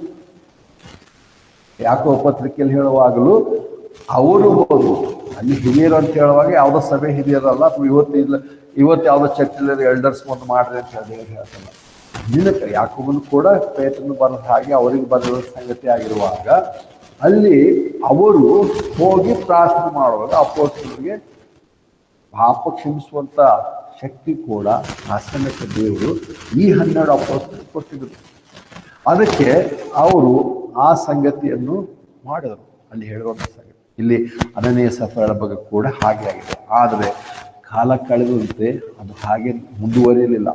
6ನೇ ಅಧ್ಯಾಯ 7ನೇ ಅಧ್ಯಾಯಕ್ಕೆ ಬರೋಷ್ಟೊತ್ತಿಗೆ 7ನೇ ಅಧ್ಯಾಯ ಅಪೊಸ್ತಲರಿಗೆ ನೋಡ್ತೇವೆ. ಸ್ಟೆಫನನನ್ನು ಆತನನ್ನು ಸಾಯಿಸಿದರು. ಆತನ ಸುವಾರ್ತೆ, ಆತನ ಬೋಧನೆ ಕೂಡ ನೀವು ಓದಿದೆ ಮತ್ತು ಅದೇ ಇದೆ. ಆದರೆ ಅವರನ್ನು ಸಾಯಿಸುವುದರಲ್ಲಿ ಪೌಲನು, ಅದಕ್ಕಿಂತ ಮುಂಚೆ ಸೌಲನು ಎಂಬುವರು ಮುಖ್ಯವಾಗಿದ್ದರು. ಅದಕ್ಕೆ ಅಪೊಸ್ತಲರ ಕೃತ್ಯ 8ನೇ ಅಧ್ಯಾಯ 1ನೇ ವಚನಕ್ಕೆ ಬರ್ತೇವೆ. ಸೌಲನು ಅವನ ಕೊಲೆಗೆ ಸಮ್ಮತಿಸುವನಾಗಿದ್ದನು. ಆ ಕಾಲದಲ್ಲಿ ಯೆರೂಸಲೇಮಿನ ಸಭೆಗೆ ದೊಡ್ಡ ಹಿಂಸೆ ಉಂಟಾಯಿತು. ಅಪೊಸ್ತಲರ ಹೊರತಾಗಿ ಎಲ್ಲರೂ ಯೂದಾಯ ಮತ್ತು ಸಮಾರ್ಯ ಸೀಮೆಗಳಲ್ಲಿ ಚದುರಿ ಹೋದರು. ಅಪೊಸ್ತಲರು ಮಾತ್ರವೇ ಉಳ್ಕೊಂಡ್ರು. ಯಾಕಂದ್ರೆ ಕರ್ತನ ಮತ್ತು ಯೇಸು ಕ್ರಿಸ್ತ ಹೇಳಿದ್ರೆ ನಾವು ಇಲ್ಲೇ ಇರ್ತೇವೆ. ಆದರೆ ಅಲ್ಲಿರುವಂಥ ಸಭೆಗೆ ದೊಡ್ಡ ಹಿಂಸೆ ಇರುತ್ತೆ. ಯಾವ ಸಭೆಗೆ ಬಂತು ಮತ್ತು ಇವರೆಲ್ಲ ಹೇಗೂ ನಾವು ಬರುವಂಥ ದಿವಸಗಳಲ್ಲಿ ಹೆಚ್ಚಿನ ವಿವರಣೆಯನ್ನು ನೋಡ್ತೇವೆ. ಅದು ನಾವು ಇಷ್ಟು ದಿವಸ ಅಂದ್ಕೊಂಡು ಬಂದಿರೋದಕ್ಕೆ ವಿರೋಧವಾಗಿರುವಂಥದ್ದಿದೆ ಅಥವಾ ವಿರೋಧವಾಗಿ ಕಾಣ್ತದೆ. ಆದರೆ ಇಲ್ಲಿ ಏನಂತಾರೆ, ಹೆಚ್ಚಿನ ವಿವರಗಳು ನೋಡುವಾಗ ನಾವು ಅಂದ್ಕೊಂಡಿರುವಂಥ ಅನೇಕ ಸಂಗತಿಗಳು ಅಷ್ಟು ಸರಿಯಾಗಿದ್ದಿಲ್ಲ ಅನಿಸುತ್ತೆ. ಅದಕ್ಕೆಲ್ಲ ನೋಡುವಾಗ ಇಲ್ಲಿ ಪೇತ್ರನ ಸಭೆ ಇಲ್ಲಿ ಮತ್ತೆ ನೋಡ್ತೇವೆ. ಯೆರೂಸಲೇಮಿನಲ್ಲಿರುವಂಥ ಸಭೆ ಮತ್ತು ಯೆರೂಸಲೇಮಿನಲ್ಲಿರುವಂಥ ಸಭೆ ಏನಾಗಿತ್ತು? ಅವ್ರ ದಿವಸ ಎಲ್ಲಿ ಕೂಡಿ ಬರ್ತಿದ್ರು? 2ನೇ ಅಧ್ಯಾಯ ನೋಡ್ತೇವೆ. ಅಪೊಸ್ತಲರ ಕೃತ್ಯ 2ನೇ ಅಧ್ಯಾಯ, ಅಪೊಸ್ತಲರ ಕೃತ್ಯ 2ನೇ ಅಧ್ಯಾಯ 46ನೇ ವಚನದಲ್ಲಿ ಅವರು ದೇವಾಲಯದಲ್ಲಿ ಪ್ರತಿದಿನ ಒಮ್ಮನಸ್ಸಿನಿಂದ ಕೂಡುತ್ತಾ, ಮನೆಗಳು ರೊಟ್ಟಿ ಮುರಿತದಾದ್ರೆ ದೇವಾಲಯದಲ್ಲಿ ಅವ್ರು ದೇವಾಲಯಕ್ಕೆ ಸಂಬಂಧಪಟ್ಟಂಥವ್ರಾಗಿದ್ರು. ಅದೇ ವ್ಯತ್ಯಾಸ ನಾವು ಮುಂದೆ ನೋಡ್ಲಿಕ್ಕಿದ್ದೇವೆ. ಅದು ನಮಗೆ ಆಶ್ಚರ್ಯ ಅನಿಸ್ಬೋದು, ಆದರೆ ಅದರ ಸತ್ಯತೆ ಹಾಗಿದೆ. ಯಾಕಂದ್ರೆ ಮುಂದೆ ಬರುವಾಗ ಈ ಒಂದು ಹಿಂಸೆಗೊಳಗಾಗ ಇವರೆಲ್ಲರೂ ಮತ್ತೆ ಯೂದಾಯ ಸಮಾರ್ಯ ಸೀಮೆಗಳಿಗೆ ಹೊರಟು ಹೋದರು. ಏನ್ ಹೇಳ್ತಾನೆ ಅಪೊಸ್ತಲರ ಕೃತ್ಯ 8ನೇ ಅಧ್ಯಾಯ 1ನೇ ವಚನ, ಸೌಲನು ಅವನ ಕೊಲೆಗೆ ಸಮ್ಮತಿಸುವನಾಗಿದ್ದನು. ಆ ಕಾಲದಲ್ಲಿ ಯೆರೂಸಲೇಮಿನ ಸಭೆಗೆ ದೊಡ್ಡ ಹಿಂಸೆ ಉಂಟಾಯಿತು. ಅಪೊಸ್ತಲರ ಹೊರತಾಗಿ ಎಲ್ಲರೂ ಯೂದಾಯ ಮತ್ತು ಸಮಾರ್ಯ ಸೀಮೆಗಳಿಗೆ ಚದುರಿ ಹೋದರು. ಯೆರೂಸಲೇಮು, ಯೂದಾಯ, ಸಮಾರ್ಯ ಸೀಮೆ, ಇಲ್ಲಿಗೆ ಅವರು ಚದುರಿ ಹೋಗುವಂಥವ್ರಿಗೆ ಇಲ್ಲಿ ಆತನು ಅಡ್ರೆಸ್ ಮಾಡ್ತಿರೋಂಥ ನೋಡ್ತೇವೆ. ಅದಕ್ಕೋಸ್ಕರ ಯೆರೂಸಲೇಮು, ಯೂದಾಯ, ಸಮಾರ್ಯ ಇದು ವಿಶೇಷವಾಗಿತ್ತು. ಅದಕ್ಕೋಸ್ಕರವೇ ಮತ್ತಾಯ ಸುವಾರ್ತೆಯಲ್ಲೂ ಕೂಡ ಕರ್ತನು ಅದನ್ನೇ ಹೇಳ್ತಾನೆ. ಮತ್ತಾಯನ ಸುವಾರ್ತೆ 28ನೇ ಅಧ್ಯಾಯಕ್ಕೆ ಬರ್ತೇವೆ. ಮತ್ತಾಯನ ಸುವಾರ್ತೆ 28ನೇ ಅಧ್ಯಾಯ 19ನೇ ಅಥವಾ 16ನೇ ವಚನ ನೋಡ್ತೇವೆ. ಮತ್ತಾಯನ ಸುವಾರ್ತೆ 28ನೇ ಅಧ್ಯಾಯ 16ನೇ ವಚನ, ಆಗ 11 ಮಂದಿ ಶಿಷ್ಯರು ಯೇಸು ತಮಗೆ ನೇಮಿಸಿದ ಗಲಿಲಾಯದವರೆಗೆ ಬೆಟ್ಟಕ್ಕೆ ಹೋದರು ಮತ್ತು ಅವರು ಆತನನ್ನು ನೋಡಿ ಆತನನ್ನು ಆರಾಧಿಸಿದರು. ಆದರೆ ಕೆಲವರು ಸಂದೇಹಪಟ್ಟರು. ಮತ್ತು ಯೇಸು ಬಂದು ಅವರೊಂದಿಗೆ ಮಾತನಾಡಿ, ಸ್ವರ್ಗದಲ್ಲಿಯೂ ಭೂಲೋಕದಲ್ಲಿಯೂ ಎಲ್ಲ ಅಧಿಕಾರ ಪಡೆದುಕೊಟ್ಟಿದೆ. ಆದ್ದರಿಂದ ನೀವು ಹೋಗಿ ಎಲ್ಲ ಜನಾಂಗಗಳಿಗೂ ಬೋಧಿಸಿ ಅವರಿಗೆ ತಂದೆಯ, ಮಗನ ಮತ್ತು ಪರಿಶುದ್ಧಾತ್ಮನ ಹೆಸರಿನಲ್ಲಿ ಬಾಪ್ತಿಸ್ಮ ಮಾಡಿಸಿ. ಇದಲ್ಲದೆ ನಾನು ನಿಮಗೆ ಆಜ್ಞಾಪಿಸಿದವರನ್ನು ಕೈಕೊಳ್ಳುವ ಹಾಗೆ ಅವರಿಗೆ ಬೋಧಿಸಿ. ಮತ್ತು ಇಗೋ, ಲೋಕಾಂತ್ಯದವರೆಗೂ ಯಾವಾಗಲೂ ನಾನು ನಿಮ್ಮ ಸಂಗಡ ಇದ್ದೇನೆ ಅಂತ ಹೇಳಿ. ಆದರೆ ಇಲ್ಲಿ ಕ್ಷಮಿಸಿ, ನಾನು ಯೆರೂಸಲೇಮ್, ಯೂದಾಯ, ಸಮಾರ್ಯದಲ್ಲಿರುವಂಥವರಿಗೆ ಬೋಧನೆ ಮಾಡಿರೋಂಥದ್ದು ವಾಕ್ಯದಲ್ಲಿ ಸಿಕ್ಕಲಿಲ್ಲ. ಆದರೆ ಕರ್ತನಾದ ಯೇಸು ಕ್ರಿಸ್ತನು ಆ ಸಂಗತಿ ಹೇಳಿರುವಂಥದ್ದು ನಾವು ನೋಡ್ತೇವೆ. ಅಂದರೆ ಮುಖ್ಯವಾಗಿ ಅವರನ್ನು ಗುರಿಯಾಗಿ ಇಟ್ಟುಕೊಂಡು ಆ ಒಂದು ಸಂದೇಶ ಹೇಳಿರುವಂಥದ್ದು ಆ ಮಾತಿನ ಅರ್ಥ. ಅವರು ಅದನ್ನೇ ಮಾಡಬೇಕಾಗಿತ್ತು. ಅದಕ್ಕೋಸ್ಕರ ಅವರು ನೇಮಿಸಲ್ಪಟ್ಟಿರುವಂಥದ್ದು ಅಂತ ಹೇಳಿ ನಾವು ನೋಡ್ತೇವೆ. ಅದಕ್ಕೋಸ್ಕರವೇ ನೋಡ್ತೇವೆ ಅಪೊಸ್ತಲರ ಕೃತ್ಯ 2ನೇ ಅಧ್ಯಾಯ ನೋಡ್ತೇವೆ. ಅಪೊಸ್ತಲರ ಕೃತ್ಯದ ಸಭೆಗೆ ಅಪೊಸ್ತಲರ ಕೃತ್ಯ ಅಧ್ಯಾಯದಲ್ಲಿ ನಾವು 8ನೇ ಅಧ್ಯಾಯದಲ್ಲಿ ನೋಡಿದೆವು. ಅಪೊಸ್ತಲರ ಕೃತ್ಯ 8ನೇ ಅಧ್ಯಾಯದಲ್ಲಿ ಅಪೊಸ್ತಲರ ಕೃತ್ಯಗಳು 8ನೇ ಅಧ್ಯಾಯ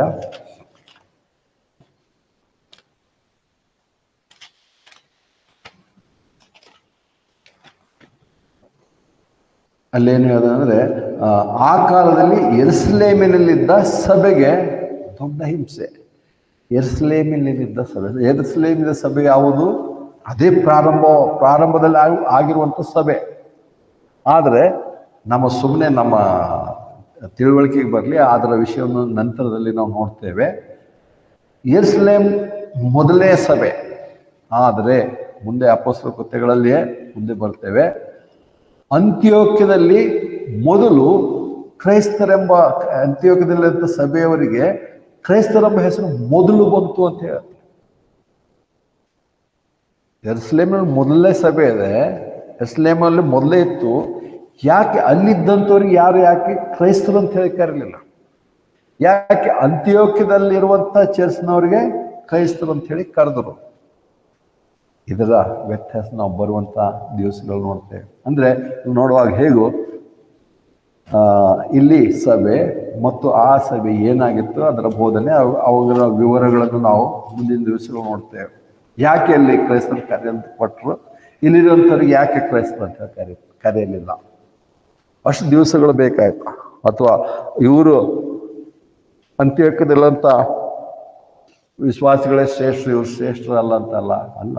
ಆದರೆ ಹೇಗೆ ನೋಡ್ತೇವೆ, ಅವರ ನಂಬಿಕೆ ಮತ್ತು ಅವರ ಬೋಧನೆ, ಅವರ ನಂಬಿಕೆ ಅದಕ್ಕೆ ಇಲ್ಲಿ ನೋಡ್ತೇವೆ. ಪೇತ್ರನ ಹೇಳ್ತಾನೆ ಅಪೊಸ್ತಲ 2 ಹೇಳೋ ಪ್ರಕಾರ, ಮತ್ತು ಕೊನೆಗೆ 1 ಪೇತ್ರ 1:5 ನಾವು ನೋಡ್ತೇವೆ, ಆತ ಮುಂದೆ ಬರುತ್ತೆ ರಕ್ಷಣೆ ಅಂತ ಹೇಳ್ತಾರೆ. 1 ಪೇತ್ರ 1:5 ನೋಡ್ತೇವೆ. ಅವಾಗ ನೋಡಿದ ನಂತರ ನಾವು ಇದಕ್ಕೆ ಹೋದೆವು.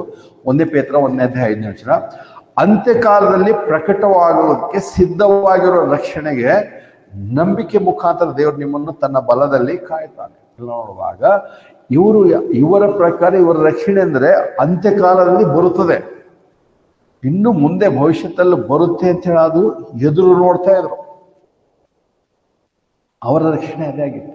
ನಾವು ಇವತ್ತು ಬೈಬಲಲ್ಲಿ ಎಲ್ಲಾ ಬೋಧನೆಗಳು, ಅದು ಒಂದು ವಾಕ್ಯ, ಇಲ್ಲೊಂದು ವಾಕ್ಯ, ಅಲ್ಲೊಂದು ವಾಕ್ಯ, ಇಲ್ಲೊಂದು ವಾಕ್ಯ ನೋಡಿದ ತಕ್ಷಣ ನಾವು ಕ್ರಿಸ್ತ ವಿಶ್ವಾಸಗಳಂತ ಹೇಳಿದವರು ನಾವು ಕೂಡ ಹಾಗಿದ್ರೆ ನೋಡು ವಾಕ್ಯ ಹಿಂಗೆ ಹೇಳುತ್ತೆ, ಕೊನೆಯವರೆಗೂ ತಾಳ್ಕೊಳ್ಳೋರು ರಕ್ಷಣೆ ಹೊಂದುವನು, ಅಥವಾ ಸ್ವಲ್ಪ ಪರಿಜ್ಞಾನಕ್ಕೆ ಬಂದು ಬಿದ್ದು ಹೋದ್ರೆ ಮತ್ತೆ ನೀವು ಇದಂತಾರೆ ಪಶ್ಚಾತ್ತಾಪವೇ ಇಲ್ಲ. ಇಂತಿಂಥ ವಾಕ್ಯಗಳು ತಗೊಂಡ ತಕ್ಷಣ ಮೊದಲನೇದಾಗಿ ರಕ್ಷಣೆ ಎಂಬ ಶಿರಸ್ತ್ರಾಣ ಅಂದ್ರೆ ಸುವಾರ್ತೆ ಮತ್ತು ರಕ್ಷಣೆ ಬಗ್ಗೆ ನಾವು ಯಾವ ಸುವಾರ್ತೆ ನಂಬಿದ್ದೇವೆ, ನಾವು ರಕ್ಷಣೆ ಹೊಂದೇವೆ ಅಂತ ಸ್ಪಷ್ಟತೆ ನಮಗೆ ಗೊತ್ತಿರಬೇಕು. ಯಾವಾಗ ಸ್ಪಷ್ಟತೆ ಅಲ್ವೋ ಅವಾಗ ಸೈತಾನನು ತಂತ್ರೋಪಾಯದಿಂದ ನಮಗೆ ಅಟ್ಯಾಕ್ ಮಾಡ್ತಾನೆ ಇರ್ತಾನೆ. ನಮ್ಮಲ್ಲಿ ಅನೇಕರಿಗೆ ಸಂದೇಹ, ರಕ್ಷಣೆ ಬಗ್ಗೆನೇ ಸಂದೇಹ. ನಾವು ರಕ್ಷಣೆ ಹೊಂದಿದ್ದೇವೋ ಹೊಂದಿಲ್ಲವೋ, ಅಥವಾ ಏನಾದ್ರು ಮಾಡು, ದೇವರಿಗೆ ಭಯಪಡು, ಆಜ್ಞೆ ಕಾಯ್ಕೊಂಡು ನೋಡಿ ರಕ್ಷಣೆ, ಇದೇ ರಕ್ಷಣೆ. ಒಂದು ವೇಳೆ ನಾವು ಪಾಪ ಮಾಡಿ ರಕ್ಷಣೆ ಹೊಂದಿದ್ದೇವೆ, ಆದರೆ ಪಾಪ ಮಾಡಿದ್ರೆ ಏನಾಗುತ್ತೆ ಅಂದರೆ ರಕ್ಷಣೆ ಹೊಂದಿದ್ದೇವೋ ಹೊಂದಿಲ್ವೋ ಡೌಟ್ಫುಲ್. ಯಾಕಂದ್ರೆ ಮತ್ತೆ ವಾಕ್ಯಗಳು ಹೀಗೆ ಹೇಳಿವ ಅಲ್ಲಲ್ಲಿ ವಾಕ್ಯಗಳು. ಅದಕ್ಕೆ ಅಂದ್ರೆ ಸೈತನ್ ಮನೆ ಹೇಳ್ತಾನೆ, ನೀನು ರಕ್ಷಣೆ ಹೊಂದೇ ಇಲ್ಲ.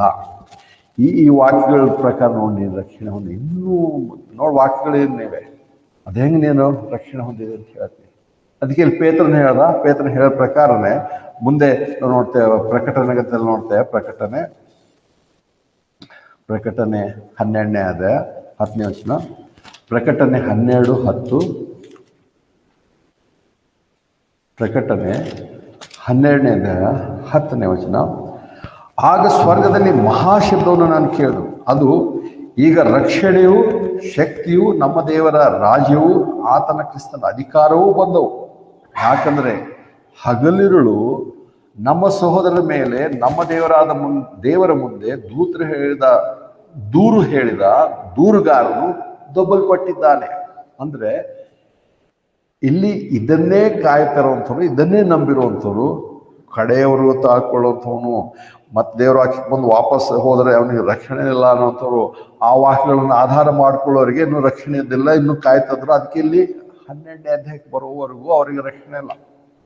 ಅವತ್ತು ಪ್ರಕಟಣೆಯಲ್ಲಿ ಇನ್ನೂ ಭವಿಷ್ಯದಲ್ಲಿದೆ, ಅವರಿಗೆ ಹಾಗೆ ಇತ್ತು.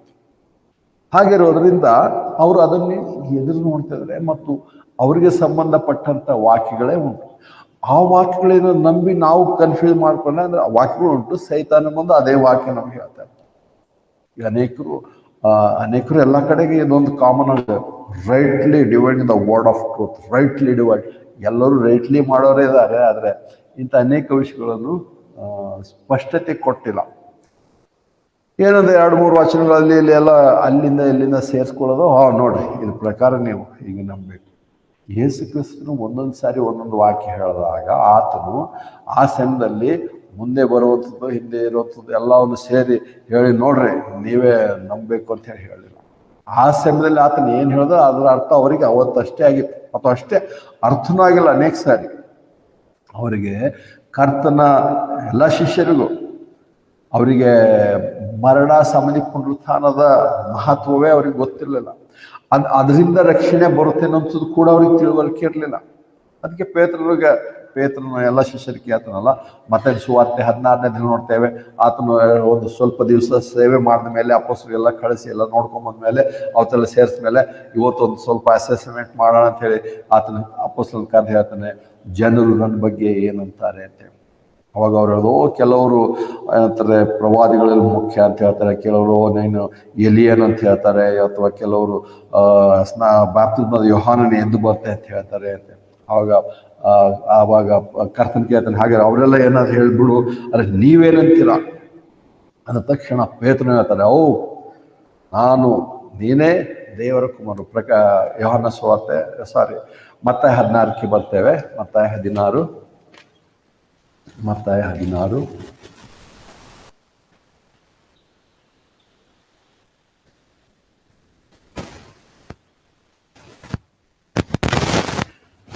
16 ಅದಕ್ಕೆ ಸೀಮೋನ್ ಪೇತ್ರನು ಪ್ರತ್ಯುತ್ತರವಾಗಿ, ನೀನು ಕ್ರಿಸ್ತನು, ಜೀವವುಳ್ಳ ದೇವರ ಕುಮಾರನು ಎಂದು ಹೇಳಿದನು. ಆಗ ಯೇಸು ಪ್ರತ್ಯುತ್ತರವಾಗಿ ಅವನಿಗೆ, ಯೋನನ ಮಗನಾದ ಸೀಮೋನನೇ, ನೀನು ಧನ್ಯನು, ಯಾಕಂದರೆ ರಕ್ತ ಮಾಂಸವಲ್ಲ, ಮನುಷ್ಯರಲ್ಲ, ಸ್ವರ್ಗದಲ್ಲಿರುವ ನನ್ನ ತಂದೆ ಅದು ನಿನಗೆ ಪ್ರಕಟಿಸಿದನೆ ಅಂತ ಹೇಳಿದರು. ನಾನು ಸಹ ನಿನಗೆ ಹೇಳೋದೇನೆಂದರೆ, ನೀನು ಪೇತ್ರನೇ, ಬಂಡೆ ಮೇಲೆ ನನ್ನ ಸಭೆಯನ್ನು ಕಟ್ಟುವನು, ನರಕದ ದ್ವಾರಗಳನ್ನು ಜಯಿಸಲಾರವು, ಮತ್ತು ನಾನು ನಿನಗೆ ಸ್ವರ್ಗ ರಾಜ್ಯದ ಬೀಗದ ಕೈಗಳನ್ನು ಕೊಡುತ್ತೇನೆ. ನೀನು ಯಾವುದನ್ನು ಭೂಮಿ ಮೇಲೆ ಕಟ್ಟುತ್ತೀಯೋ ಅದು ಸ್ವರ್ಗದಲ್ಲಿಯೂ ಕಟ್ಟಲ್ಪಡೋದು, ನೀನು ಯಾವುದನ್ನು ಭೂಮಿ ಮೇಲೆ ಬಿಚ್ಚುತ್ತೀಯೋ ಅದು ಸ್ವರ್ಗದಲ್ಲಿಯೂ ಬಿಚ್ಚಲ್ಪಡುವುದು ಅಂದನು. ತರುವಾಯ ನಾನು ಕ್ರಿಸ್ತನಾಗಿರುವ ಯೇಸು ಯಾರಿಗೂ ಹೇಳಬಾರದು ಎಂಬುದಾಗಿ ತನ್ನ ಶಿಷ್ಯರಿಗೆ ಆಜ್ಞಾಪಿಸಿದನು. ಇಲ್ಲ ನೋಡ್ತೇವೆ. ಆದರೆ ಆತನು ಹೇಳ್ದ, ಇಷ್ಟೆಲ್ಲ ಹೇಳಿದ ಮೇಲೆ ಆದರೆ ಇದು ನೀವು ಹೇಳಬೇಡ್ರಿ ಅಂತ ಹೇಳ್ದು. ಆದರೆ ಅನೇಕರು ಎಲ್ಲ ಹೇಳಿದ್ರು, ಎಲ್ಲರಿಗೂ ಗೊತ್ತು, ಅವಾಗಲೇ ಇದು ಪ್ರಕಟ ಆಯಿತು. ಆದರೆ ಪೌಲನು ಹೇಳ್ತಾನೆ ಅದು ಮರ್ಮವಾಗಿತ್ತು, ಅವರಿಗೆಲ್ಲರಿಗೂ ಅದು ವಿಷಯ ಗೊತ್ತಿಲ್ಲ. ಅಷ್ಟೇ ಅಲ್ಲ, ಪೇತ್ರನಿಗೂ ಕೂಡ ಅಪೊಸ್ತಲರಿಗೂ ಕೂಡ ಗೊತ್ತಿಲ್ಲ. ಮತ್ತು ಅಷ್ಟೇ ಅಲ್ಲ, ಅದಕ್ಕೋಸ್ಕರ ಸತ್ತಾಗ ಅವರು ಎಲ್ಲ ಭಯಪಟ್ಟು ಓಡಿ ಹೋಗಿ ಮುಚ್ಕೊಂಡ್ರು. ಮುಂದಿನ ವಚನ ಅದಕ್ಕೆ ನೋಡ್ತೇವೆ, 21ನೇ ವಚನ ನೋಡ್ತೇವೆ. ಅದೇ ಮತ್ತೆ 16ನೇದು 21ನೇ ವಚನ. ಮತ್ತು ತಾನು ಯೆರೂಸಲೇಮಿಗೆ ಹೋಗಿ ಹೇಗೆ ಹಿರಿಯರಿಂದಲೂ ಪ್ರಧಾನ ಯಾಜಕರಿಂದಲೂ ಶಾಸ್ತ್ರಿಗಳಲ್ಲೂ ಬಹುಶ್ರಮೆಗಳನ್ನು ಅನುಭವಿಸಿ ಕೊಲ್ಲಲ್ಪಟ್ಟು 3ನೇ ದಿನದಲ್ಲಿ ತಿರುಗಿ ಎದ್ದು ಬರುವುದು ಅವಶ್ಯಕವಾಗಿದೆ ಎಂದು ಯೇಸು ಅಂದಿನ ತನ್ನ ಶಿಷ್ಯರಿಗೆ ತಿಳಿಸಲಾರಂಭಿಸಿದನು. ಅಲ್ಲಿ ಹೇಳ್ತಾನೆ, ನಾನು ಇವಾಗ ಇಂಥ ಕಾರ್ಯ ಮಾಡಬೇಕು ಅಂದರೆ ಇದಕ್ಕೂ 16ನೇ ವಚನದಲ್ಲಿ ಹೇಳುವಂಥ ಮಾತಿಗೂ ಸ್ವಲ್ಪ ಸಮಯ ಡಿಫ್ರೆನ್ಸ್ ಇರ್ಬೋದೇನೋ. ಯಾಕಂದರೆ ತಿಳಿಯಲ್ಲ ಆರಂಭಿಸಿದನು, 2-3 ದಿವಸ ಅಥವಾ 2 ದಿವಸ ಹೇಳಿದ್ರು. ಆದರೆ 22ನೇ ವಚನ ಬರುವಾಗ ಆತನ ಹೇಳ್ತಾನೆ, ತರುವಾಯ ಪೇತ್ರರು ಆತನ ಕೈ ಹಿಡಿದು, ಕರ್ತನೇ ಅದು ನಿನ್ನಿಂದ ದೂರವಿರಲಿ, ಇಂಥದ್ದು ನಿನಗೆ ಆಗಬಾರದು ಅಂತ ಹೇಳಿ ಆತನನ್ನು ಗದರಿಸಲಾರಂಭಿಸಿದನು. ಆತನ ಹೇಳ್ತಾನೆ, ಇನ್ನೇನಂದ್ರೆ ಬೇಕಾದ್ರೆ ನಾನು ನೋಡ್ತೇನೆ, ಯಾರು ಅದು ಹೆಂಗೆ ನಿನ್ನ ಸಾಯೋದಕ್ಕೆ ನಾನು ಒಪ್ಕೊಳ್ಳೋದಿಲ್ಲ, ಅದಕ್ಕೆ ನಿನ್ನನ್ನು ನಾನು ಕಾಪಾಡ್ತೇನೆ, ಬೇಕಾದ್ರೆ ನಾನು ಹೋರಾಟ ಮಾಡ್ತೇನೆ ಅನ್ನುವಂಥ ರೀತಿಯಲ್ಲಿ ಇಲ್ಲಿಂದ ದೂರಲ್ಲಿ ಅಂತದ್ದು ಮಾಡೇವೆ. ಯಾಕಂದರೆ ಈತನ ಸಾಯೋ ಮೂಲಕ, ಉಣಲ್ಪಡುವ ಮೂಲಕ, ಹಾಗೆ ಪುನರುತ್ಥಾನ ಮೂಲಕ ಏನಾಗುತ್ತೆ ಸ್ಪಷ್ಟತೆ ಅವ್ರಿಗೆ ಇದ್ದಿಲ್ಲ. ಹಂಗೆ ಇಲ್ಲದೆ ಇರುವಾಗ ಅಲ್ಲಿ ಯಾವುದೋ ಹೇಳಿರುವಂಥ ವಾಕ್ಯ, ಅಲ್ಲಿ ಹೇಳಿರುವಂಥ ಯಾವುದೋ ಬೋಧನೆ, ಅಲ್ಲಿ ಹೇಳಿರುವಂಥ ಯಾವುದೋ ಸುವಾರ್ತೆ, ಆ ವಾಕ್ಯ ತಗೊಂಡು ನೋಡು, ಈ ವಾಕ್ಯ ನಾವು ನಂಬ್ತೇವೆ, ಈ ವಾಕ್ಯ ಪ್ರಕಾರ ಹಿಂಗಾಗಬೇಕಂದ್ರೆ ಅಲ್ಲಿ ಹೇಳಿರುವಂಥ ಮಾತು, ಅಲ್ಲಿನ ಜನರು ಅವೆಲ್ಲ ವಿಭಿನ್ನವಾಗಿತ್ತು. ಅದನ್ನೇ ನಾವು ತಗೊಂಬಂದು ನಾವು ಇದೇ ಮಾಡ್ತೀವಿ ಅಲ್ಲ. ಅದಕ್ಕೆ ತಕ್ಷಣದಲ್ಲಿ ಮತ್ತು ಅಷ್ಟೇ ಅಲ್ಲ, ಪೇತ್ರ ಹೇಳ್ತಾನೆ ಗದರಿಸಲಾರಂಭಿಸಿದನು. 23ನೇ ವಚನ ತಕ್ಷಣ ಆತನ ಹೇಳ್ತಾನೆ, ಆದರೆ ಆತನು ತಿರುಗಿಕೊಂಡು ಪೇತ್ರನಿಗೆ, ಸೈತಾನನೇ ನನ್ನ ಹಿಂದೆ ಹೋಗು, ನೀನು ನನಗೆ ಅಭ್ಯಂತರವಾಗಿದೆ. ಯಾಕಂದರೆ ನೀನು ದೇವರುಗಳನ್ನೆಲ್ಲ ಮನುಷ್ಯರ ಆಲೋಚನೆಗಳನ್ನೇ ಮಾಡುತ್ತೀ ಅನ್ನೋನು. ಯಾವ ಪೇತ್ರನು ಓ ನೀನೇ ದೇವಕುಮಾರ ಅಂತ ಹೇಳ್ದ, ಅವಾಗ ಹೇಳ್ತಾನೆ ನೀನ್ ಹೇಳ್ತಲ್ಲ ಪೇತ್ರ, ದೇವ್ರನ್ನ ತಿಳಿಸಿದಾರೆ, ದೇವ್ರ ಆತ್ಮನ ನಿನ್ ತಿಳಿಸಿದ, ನೀನ್ ಹೇಳಕ್ ಸಾಧ್ಯನೇ ಇಲ್ಲ. ಇಲ್ಲಿ ಬರೋಷ್ಟೊತ್ತಿಗೆ ನೋ ನೀನು ಶಿಲ್ಬೆ ಮರಣ ಅದೇ ಅಲ್ಲ, ಯಾಕೆ ನೀನು ಅರಸನಾಗಿ ಬರ್ಬೇಕು, ಅರಸನಾಗಿರುತ್ತೆ. ಮತ್ತೆ ಅನೇಕ ಸರಿ ಅದಕ್ಕೆ ಅದು ಮತ್ತೆ ಇವತ್ತಿನ ಜನರು ಅನೇಕರಿಗೆ ಅದೇ ಪ್ರಾಬ್ಲಮ್ ಇದೆ. ನಾವು ದೇವ್ರ ರಾಜ್ಯವನ್ನು ಕಟ್ತೇವೆ, ದೇವ್ರ ರಾಜ್ಯ ಕಟ್ಟೋದಕ್ಕೋಸ್ಕರ ಹಾಗೆ ಮಾಡೋಣ ಹಿಂಗೆ ಮಾಡ ಅಂತ ಹೇಳ್ತಾರೆ. ನಾವು ದೇವ್ರ ರಾಜ್ಯ ಕಟ್ಟೋರಲ್ಲ, ದೇವ್ರ ರಾಜ್ಯ ಎದುರು ನೋಡೋರಲ್ಲ, ದೇವ್ರ ರಾಜ್ಯಕ್ಕೆ ಸಂಬಂಧಪಟ್ಟಂಥವ್ರಲ್ಲ. ಕ್ರಿಸ್ತನ ದೇಹ ಅದನ್ನೇ ನಾವು ಮುಂದೆ ನೋಡಿ, ಅಥವಾ ಎಫೆಸ ಪತ್ರಿಕೆ ಅದಕ್ಕೋಸ್ಕರ ಅಭ್ಯಾಸ ಮಾಡ್ತಿದ್ದೇವೆ. ನಾವು ಯಾರಂದ್ರೆ body members of the body of Christ, ಕ್ರಿಸ್ತನ ದೇಹದ ಅಂಗಾಂಗಗಳು. ಇವತ್ತು ದೇವರಾಜ್ಯ ಕಟ್ತಲ್ಲ, ಇವತ್ತು ಇಲ್ಲಿ ಅನೇಕರ ಸೇವಕರು ಇದ್ದಾರೆ, ಸುವಾರ್ತೆ ಟಿವಿ ಎಲ್ಲ ಹೇಳ್ತಾ ಇರ್ತಾರೆ, ನಾವಾಗ ನೋಡಿ ದೇವರಾಜ್ಯ ಕಟ್ತಾರೆ, ದೇವರಾಜ್ಯ ಕಟ್ತಾರೆ. ಅದಕ್ಕೆ ಇವರು ಕೆಲವು ಗೊತ್ತಿರೋದಕ್ಕೆ ಪ್ರಾಬ್ಲಮ್ ಇರೋದಕ್ಕೆ ಅವ್ರು ಯಾವಾಗಲೂ ಅದೇ ಹೇಳ್ತಾರೆ. ಪರಲೋಕಕ್ಕೆ ಏನಂತಾರೆ ಅನೇಕ ಕಡೆ ಏನಾಗಿದ್ರೆ ಸತ್ತ ತಕ್ಷಣ ಅವ್ರು ಹೇಳ್ತಾರೆ gone to be with lord ಅಥವಾ ಪರಲೋಕದಲ್ಲಿ ಅಂತ ಹೇಳ್ತಾರೆ. ಎಲ್ಲಿ ಯಾವ ವಾಕ್ಯದ ಮೇಲೆ ಹೇಳ್ತಾರೆ, ಏನ್ ನಂಬ್ತಾರೆ? ನಮ್ಮ ಸ್ಪೆಷಲ್ ಮೆಥಡಿಸ್ಟ್ ನೋಡಿದ್ರೆ ಅವ್ರು ಯಾವ ಪ್ರಾರ್ಥನೆ ಮಾಡ್ತಿರ್ತಾರೆ, ನಿನ್ನ ರಾಜ್ಯವು ನಿನ್ನ ಮಹಿಮೆ ಬರಲಿ, ರಾಜ್ಯ ಬರಲಿ, ರಾಜ್ಯ ಬರಲಿ ದಿವಸ ಪ್ರಾರ್ಥನೆ ಮಾಡ್ತಾ ಇರ್ತಾರೆ. ಹಾಗಲ್ಲಿರು ಅವ್ರು ರಾಜ್ಯ ನೋಡ್ತಿದ್ದಾರೆ, ರಾಜ್ಯ ಬರಲಿ ಅಂತ ಕಾಯ್ತಾ ಇದ್ದಾರೆ. ನಾವು ರಾಜ್ಯಕ್ಕೆ ಕಾಯ್ತಾ ಇಲ್ಲ. ಅದು ಇಲ್ಲಿ ಹಾಗಿದ್ದಾಗಲೇ ಯೇಸುಕ್ರಿಸ್ತನು ಹೇಳ್ದ, ಮತ್ತೆ ಒಂದ್ ಕಡೆ ಹೇಳ್ತಾನೆ ನೀವು ಮಾಡೋದು ಸರಿಯಲ್ಲ. ಅಂದ್ರೆ ಒಂದು ವಚನ ಹೇಳ್ತಾರೆ, ದೇವ್ರ ರಾಜ್ಯ ಅಂದ್ರೆ ಈ ಲೋಕದಲ್ಲ ಅಥವಾ ರಕ್ತ ಮಾಂಸ ಸಂಬಂಧಪಟ್ಟಂತೆ ಅಲ್ಲ, ಆತ್ಮಿಕವಾಗಿದೆ, ಆವಾಗ ನಿಮ್ಮಲ್ಲಿ ಬಂದಿದೆ ಅಂತ ಹೇಳ್ತಾರೆ. ಹಾಗೆ ಹೇಳ್ದ ತಕ್ಷಣ ಪ್ರಾಬ್ಲಮ್ ಏನು ಹೇಳ್ತಾರೆ, ಇವರಿಗೆ ರಾಜ್ಯನೇ ಅಂದ್ರೆ ರಾಜ್ಯತ್ವ ಹೇಗೆ? ಯೇಸುಕ್ರಿಸ್ತ ರಾಜ್ಯನಾಗಿ ನಾವು ನೋಡ್ತಿದ್ದೇವೆ, ಈತನೇ ಒಂದು ವೇಳೆ ಸತ್ವರೆ ಮತ್ತೆ ನಮ್ಗೆ ರಾಜ್ಯ ಸಿಗುತ್ತೆ. ಅದು ಯಾವ ರಾಜ್ಯ? ಅದರಲ್ಲಿ ಏನು ಮಜಾ ಇರುತ್ತೆ? ಅದೇನು ಅರ್ಥ? ಈಗ ಅರ್ಥ ಆಗಲಿಲ್ಲ. ಎಷ್ಟೆಲ್ಲ ಆದ್ಮೇಲೆ ಅವರಿಗೆ ಅದೇ ಇತ್ತು. ಅದಕ್ಕೆ ನಾವು ಅನೇಕ ನೋಡಿದ್ದೇವೆ. ಅಪೊಸ್ತಲಕೃತ್ಯ 1ನೇ ಅಧ್ಯಾಯದಲ್ಲಿ ಇನ್ನೊಬ್ಬ ಅಪೊಸ್ತಲರು ನೇಮಿಸ್ತಾರೋ, ಅವರು ದೇವರಾತ್ಮನಿಂದ ಪ್ರೇರಿತರಾಗಿ ಇದು ಮಾಡಲೇಬೇಕು ಅಂತ ಹೇಳಿ ಅದೇನು ಇರ್ಲಿಕ್ಕಿಲ್ಲ. ಆದರೆ ಅವರಿಗೆ ಒಂದೇ ಸಂಗತಿ, ಅವ್ರಿಗೆ ಏನಿತ್ತು ಅಂದರೆ,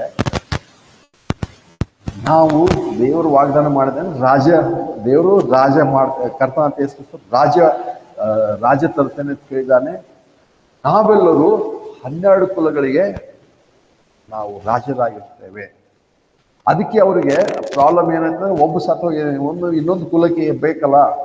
ಅದಕ್ಕೆ ಅವರು ಪೇತ್ರನ ಹೇಳ್ತಾನೆ, ನೋಡು ಅವನೇನೋ ಅವನು ಪಾಪ ಮಾಡಿ ಎಲ್ಲ ಹೋದ, ಅದು ಇನ್ನೊಬ್ಬ ಬೇಕು. ಯಾಕಂದ್ರೆ 12 ಕುಲಕ್ಕೆ ನಾವು 12 ಆಳ್ವಿಕೆ ಮಾಡ್ತೇವಲ್ಲ, ಅದಕ್ಕೆ ನಮ್ಗೆ ಬೇಕೇ ಬೇಕು. ಅದೇ ಅವನ ಸಮಸ್ಯೆ ಆಗಿತ್ತು. ಅದಕ್ಕೆ ಅವರು ಅದೆಲ್ಲ ಮಾಡ್ತಾರೆ. ಅದಕ್ಕೋಸ್ಕರ 6ನೇ ವಚನ ನೋಡ್ತೇವೆ. ಅಪೊಸ್ತಲರ ಕೃತ್ಯ 1ನೇ ಅಧ್ಯಾಯ 6ನೇ ವಚನ, ಅಪೊಸ್ತಲರ ಕೃತ್ಯಗಳು 1ನೇ ಅಧ್ಯಾಯ 6ನೇ ವಚನ. ಅವರು ಕೂಡಿ ಬಂದಾಗ ಆತನಿಗೆ, ಕರ್ತನೆ, ಈ ಸಮಯದಲ್ಲಿ ನೀನು ಇಸ್ರಾಯೇಲರಿಗೆ ರಾಜ್ಯವನ್ನು ಪುನಃ ಸ್ಥಾಪಿಸುವೆಯೋ ಎಂದು ಕೇಳಿದರು. ಅಂದ್ರೆ ಅವರೆಲ್ಲರೂ ಆ ರಾಜ್ಯವನ್ನೇ ಎದುರು ನೋಡ್ತಾರೆ. ರಾಜ್ಯ ಬರ್ತದೆ.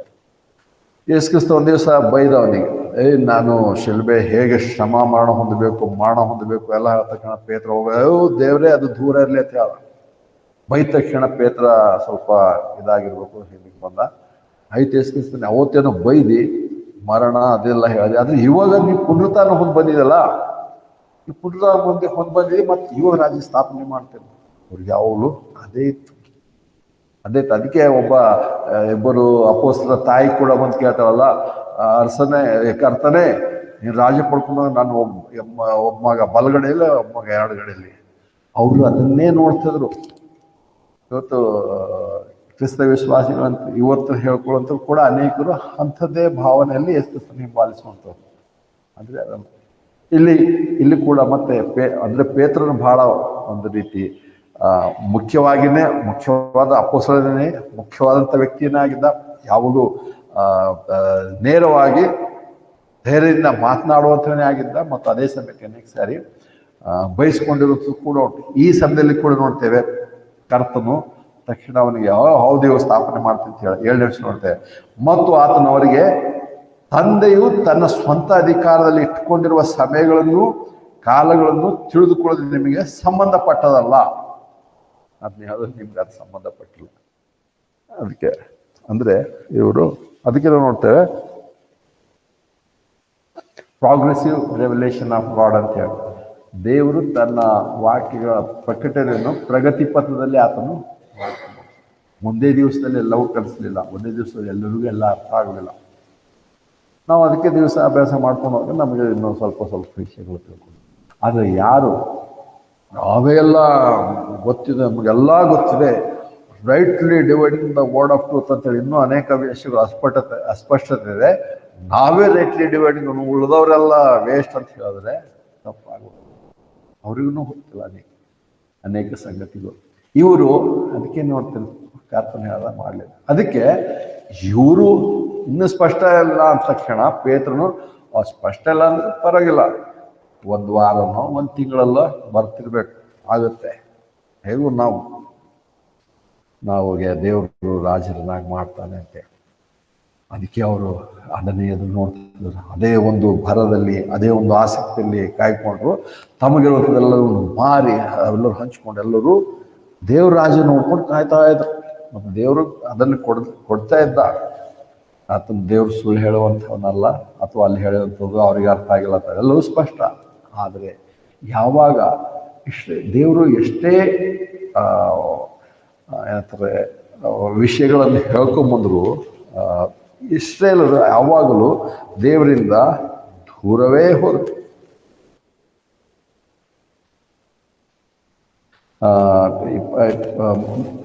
ಅಪೊಸ್ತಲ ಕೃತ್ಯ 3ನೇ 20-21 ನೋಡ್ತೇವೆ. ಅಪೊಸ್ತಲ ಕೃತ್ಯಗಳು 3ನೇ 20-21. ಇದಲ್ಲದೆ ಮೊದಲು ನಿಮಗೆ ಸಾಲ್ಪಟ್ಟಂತೆ ಯೇಸು ಕ್ರಿಸ್ತನ ಆತನು ಕಳಿಸಿದನು. ಲೋಕಾದಿಯಿಂದ ತನ್ನ ಎಲ್ಲಾ ಪಕ್ಷದ ಪ್ರವಾದಿಗಳ ಬಾಯಿ ಮುಖಾಂತರ ದೇವರು ತಿಳಿಸಿದೆಲ್ಲವುಗಳು ಯಥಾಸ್ಥಿತಿ ಬರುವವರೆಗೆ ಸ್ವರ್ಗದಲ್ಲಿ ಆತನಿಗೆ ಇರುವುದು ಅವಶ್ಯಕವಾಗಿದೆ. ಯಾಕಂದ್ರೆ ಪಿತೃಗಳಿಗೆ ಮೋಶೆ ನಿಜವಾಗಿ ಹೇಳಿದೇನೆಂದ್ರೆ, ನನ್ನ ಹಾಗೆ ಒಬ್ಬ ಪ್ರವಾದಿ ನಿಮ್ಮ ಸೋದರಲ್ಲಿ ನಿಮ್ಮ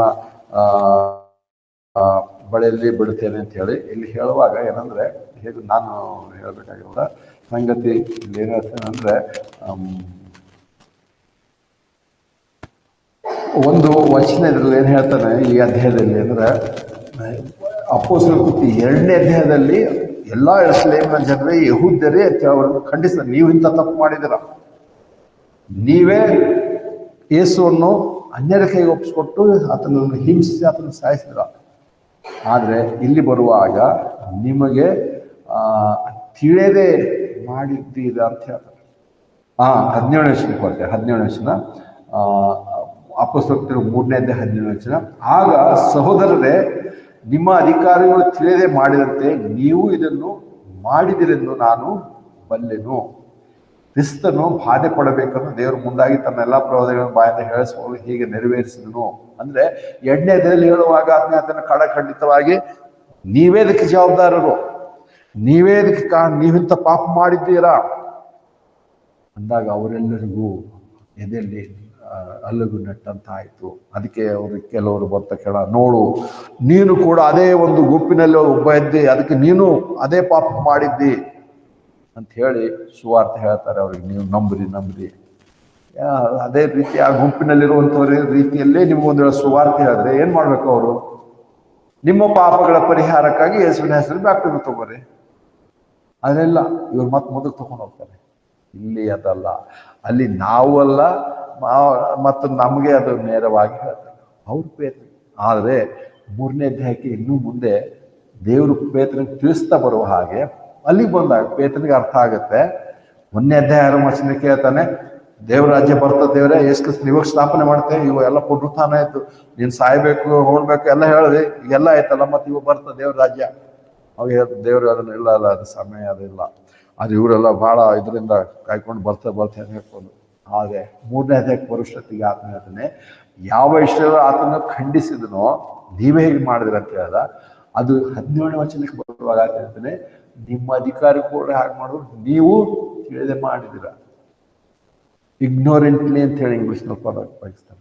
ಆದರೆ ಹೇಗೋ ಅದಕ್ಕೆ ನಾವು ಸಮರ್ಥನೆ ಮಾಡಬೇಕಾಗಿಲ್ಲ. ಅದ್ರಲ್ಲಿ ಸಮರ್ಥನೆ ಏನಂದ್ರೆ ಪೇತ್ರನ ಹೇಳ್ತಾ ಇದ್ದಾನೆ 18ನೇ ವರ್ಷ ಮುಂದೆ, ಕ್ರಿಸ್ತನು ಬಾಧೆ ಪಡಬೇಕೆಂದು ದೇವರು ಮುಂದಾಗಿ ತನ್ನ ಎಲ್ಲಾ ಪ್ರವಾದಿಗಳ ಬಾಯಿಂದ ಹೇಳಿಸುವ ಹೀಗೆ ನೆರವೇರಿಸಿದನು. ಮುಂದೆ ಆತನಿಗೆ ಅರ್ಥ ಆಗ್ತದೆ, ಮುಂದೆ ದೇವರು ಹೀಗೆ ವಾಕ್ಯಗಳನ್ನು ವಿವರಿಸ್ತಾ ಹೋಗ್ತಿದ್ದಾರೆ. ಪೇತ್ರನಿಗೆ ಆ ವಿಷಯಗಳ ಅರ್ಥ ಆಗ್ತಾ ಬರ್ತದೆ. ಅಂದರೆ ಆತನ ಜೊತೆಲಿ ಅಂತ ಶಿಷ್ಯರಿಗೂ ಸ್ಪಷ್ಟವಾಗಿ ಗೊತ್ತಿರಲಿಲ್ಲ. ಆದರೆ ಇವತ್ತು ನಾವು ಒಳ್ಳೆಯ ಪೊಸಿಷನ್ ಸ್ಥಿತಿಯಲ್ಲಿದೆ, ಯಾಕಂದ್ರೆ ಪರಿಪೂರ್ಣವಾದ ದೇವರ ವಾಕ್ಯ ನಮಗೆ ಸಿಕ್ಕಿದೆ, ಎಲ್ಲವನ್ನೂ ಅರ್ಥ ಮಾಡೋಕ್ಕೆ ಸಾಧ್ಯ ಆಗುತ್ತೆ. ಆದರೆ ಅನೇಕ ಸಾರಿ ಇಂಥ ವಿಷಯಗಳನ್ನು ಹೇಳಿ ಗೊಂದಲ ಮಾಡೋದು ಅಷ್ಟೇ ಅಲ್ಲ, ಮತ್ತು ಇಂಥ ಕೆಲವು ವಿಷಯಗಳು ಸ್ವಲ್ಪ ಮಟ್ಟಿಗೆ ಗೊತ್ತ ತಕ್ಷಣ ನಾನೇ ಎಲ್ಲ ನನಗೆ ಎಲ್ಲ ಗೊತ್ತಿದೆ ಅಂತ ಹೇಳೋದು ಕೂಡ ಅದು rightly dividing the word of truth ಅಂತ ಎಲ್ಲರೂ ಹೇಳ್ತಾರೆ. ಆದರೆ ಎಲ್ಲರೂ ಪರಿಪೂರ್ಣರಲ್ಲ, ಇನ್ನೂ ಕಲಿಯಬೇಕು. ಅದರ ಬದಲಾಗಿ ನಾವು ಕಲಿತಿದ್ದೇವೆ, ಅಭ್ಯಾಸ ಮಾಡ್ತಿದ್ದೇವೆ. ಇನ್ನೂ ದೇವರು ನಮ್ಗೆ ಹೆಚ್ಚಿನ ವಿಷಯ ತಿಳಿಸಲ್ಪಡಲಿ, ಇಲ್ಲಿವರೆಗೂ ಇಷ್ಟು ದೇವ್ರು ನಡೆಸಿದ್ದಾನೆ ಅಂತ ಹೇಳೋದು ಬಿಟ್ಟು ನಾವೇ ಪರ್ಫೆಕ್ಟ್, ಎಲ್ಲರೂ ಪರಿಪೂರ್ಣ ಏನನ್ನೆಲ್ಲ ನಾವು ಭಾಳ ಪರ್ಫೆಕ್ಟ್ ಅಂತಂದರೆ ತಪ್ಪಾದಂಥ ಬೋಧನೆ. ಇಲ್ಲಿ ಪೇತ್ರನು ಆ ಸಂಗತಿ ತಿಳಿಸ್ಕೊಂಬರೋದ್ರಿಂದಲೇ ಆತನು ತನ್ನ ಪತ್ರಿಕೆ ಬರೆಯುವಾಗ ಹೇಳ್ತಾನೆ, ನಿಜವಾಗಲೂ ನಾವು ನಂಬ್ತಿರೋಂಥ ಸಂಗತಿ ರಾಜ್ಯ ಮತ್ತು ಇವೆಲ್ಲವುಗಳು ಮುಂದೆ ಬರಲಿಕ್ಕೆ ಉಂಟು. ಏನಂತಾರೆ ಅಂತ್ಯಕಾಲದಲ್ಲಿ ಆ ರಕ್ಷಣೆಯನ್ನು ನೋಡ್ತಿದ್ದೇವೆ, ಆ ಸಂಘದಲ್ಲಿ ದೇವ್ರ ರಾಜ್ಯ ನೋಡ್ತಿದ್ದೇವೆ, ಇವೆಲ್ಲ ಉಂಟು. ಅದಕ್ಕೆ ಕೊನೆಗೆ ಬರುವಾಗ ಕ್ಷಮಿಸಿದ್ರೆ ಲೇಟ್ ಆಗ್ತದೆ, ಪ್ರಕಟಣೆ 1ನೇ ಅಧ್ಯಾಯಕ್ಕೆ ಬರುವಾಗ ನಾನು ಕೂಡ ಇಷ್ಟು ದಿವಸ ಅದನ್ನೇ ಹೇಳ್ತಿದ್ದೆ, ಅದು ನಾನು ತಪ್ಪಾಗಿ ನಂಬಿದ್ದೆ. ಪ್ರಕಟಣೆ 1ನೇ ಅಧ್ಯಾಯ 6ನೇ ವಚನಕ್ಕೆ ಬರುವಾಗ, ಪ್ರಕಟಣೆ 1ನೇ ಅಧ್ಯಾಯ 6ನೇ ವಚನ ಅಥವಾ 5ನೇ ವಚನವನ್ನ, ಆತನು ನಮ್ಮನ್ನು ಪ್ರೀತಿಸಿ ತನ್ನ ಸ್ವಂತ ರಕ್ತದಿಂದ ನಮ್ಮ ಪಾಪಗಳನ್ನು ತೊಳೆದು ತನ್ನ ತಂದೆಯಾದ ದೇವರಿಗೋಸ್ಕರ ನಮ್ಮನ್ನು ರಾಜರನ್ನಾಗಿಯೂ ಯಾಜಕರನ್ನಾಗಿಯೂ ಮಾಡಿದನು. ಆತನಿಗೆ ಎಂದೆಂದಿಗೂ ಮಹಿಮೆಯು ಆಧಿಪತ್ಯವೂ ಇರಲಿ, ಆಮೇನ್. ಈ ವಾಕ್ಯ ತಗೊಂಡು ನಾನು ಅನೇಕ ಪಾಠಗಳು ಹೇಳದಂತೆ ಅದನ್ನು ಕೇಳಿ ನಾವು ನಮ್ಮ ದೇವರು ನಮ್ಮನ್ನು ರಾಜರನ್ನಾಗಿ ಮಾಡಿದ್ದಾನೆ, ರಾಜರನ್ನಾಗಿ ಮಾಡಿದಾಯ್ತು ಅಷ್ಟೇ, ಹೌದು. ಅದರಲ್ಲಿ ಯಾಜಕರನ್ನಾಗಿ ಮಾಡಿದ್ದಾನಲ್ಲ, ಯಾಜಕರನ್ನಾಗಿ ಮಾಡಿದಾನಂತಂದ್ರೆ ನಮ್ಮನ್ನು ಪೌಲನ ಪತ್ರಿಕೆಗಳಲ್ಲಿಯೂ ಕ್ರಿಸ್ತನ ದೇಹದ ಅಂಗಾಂಗಗಳನ್ನು ಯಾಜಕರಂತೇಳಿ ಎಲ್ಲಿಯೂ ಕರೆದಿಲ್ಲ. ನಾವ್ಯಾರು ಯಾಜಕರಲ್ಲ, ಮತ್ತಷ್ಟೇ ಅಲ್ಲ, ನಾವು ರಾಜರುಗಳು ಅಲ್ಲ. ಅಂದ್ರೆ ನಮ್ಗೂ ಮೊದಲು ತಿಳಿದ ಪ್ರಕಾರ ನಾವು ಹಾಗೆ ಅನ್ಕೊಳ್ತಿದ್ವಿ. ಅದಕ್ಕೆ ನಮ್ಮ ಬ್ಯಾಪ್ಟಿಸ್ಟ್ ಡಿಸ್ಟಿಂಕ್ಟಿವ್ಸ್ ಅಂತ ಹೇಳಿದಾಗಲೇ ಬ್ಯಾಪ್ಟಿಸ್ಟ್ ಒಂದೊಂದು ಲೆಟರ್ಗಳಲ್ಲೇ ಹೇಳ್ತಾರೆ. ಒಂದೇನಿದೆ, ಪ್ರೀಸ್ಟ್ಹುಡ್ ಆಫ್ ಆಲ್ ಬಿಲೀವರ್ಸ್ ಅಂತ ಹೇಳಿ. ಆದರೆ ಅದು ಅವಾಗ ನಾವು ಕೇಳಿದಾಗ ನಮಗೂ ಅದೇ ಸರಿ ಅನಿಸ್ತಿತ್ತು. ಆದರೆ ಇವತ್ತು ದೇವ್ರು ನಮ್ಮನ್ನು ಪ್ರೀಸ್ಟ್ಹುಡ್ ಮಾಡಿ ಕರೆದಿಲ್ಲ. ಇವತ್ತು ಯಾಜಕರಾಗಿ ನಮ್ಮನ್ನು ನೇಮಿಸಿಲ್ಲ. ಲೋಕದಲ್ಲಿರುವಂಥ ಯಾರು ರಾಜರಂದ್ರೆ ಯಾಜಕರಂದ್ರೆ ಯಾರು? ನಾವು ಅನ್ಯರು, ಜೆಂಟಲ್ಸ್ ಅಂತ ಹೇಳಿ. ಇಸ್ರೇಲರನ್ನು ಲೋಕದ ಜನರಿಗೆ ಯಾಜಕರನ್ನಾಗಿ ನೇಮಿಸಿದ್ದ. ಅವರು ಯಾಜಕರಾಗಿದ್ದರು ಆಸ್ ಎ ನೇಷನ್. ಅವರಲ್ಲಿ ಮತ್ತು ಒಂದು ಕುಲದವರು ಜೆಂಟಲ್ ಅನ್ಯರಿಗೆ ನಾವು ಯಾರಿಗೆ ಎಲ್ಲರೂ ಯಾಜಕರಾಗೋದು, ಮತ್ತು ನಾವು ಯಾರಿಗೆ ಯಾಜಕತ್ವ ಮಾಡ್ತೇವೆ? ಪ್ರೀಸ್ಟ್ಹುಡ್ ಆಫ್ ಆಲ್ ಬಿಲೀವರ್ಸ್, ಯಾರಿಗೆ ನಾವು ಯಾಜಕತ್ವ ಮಾಡ್ತೇವೆ?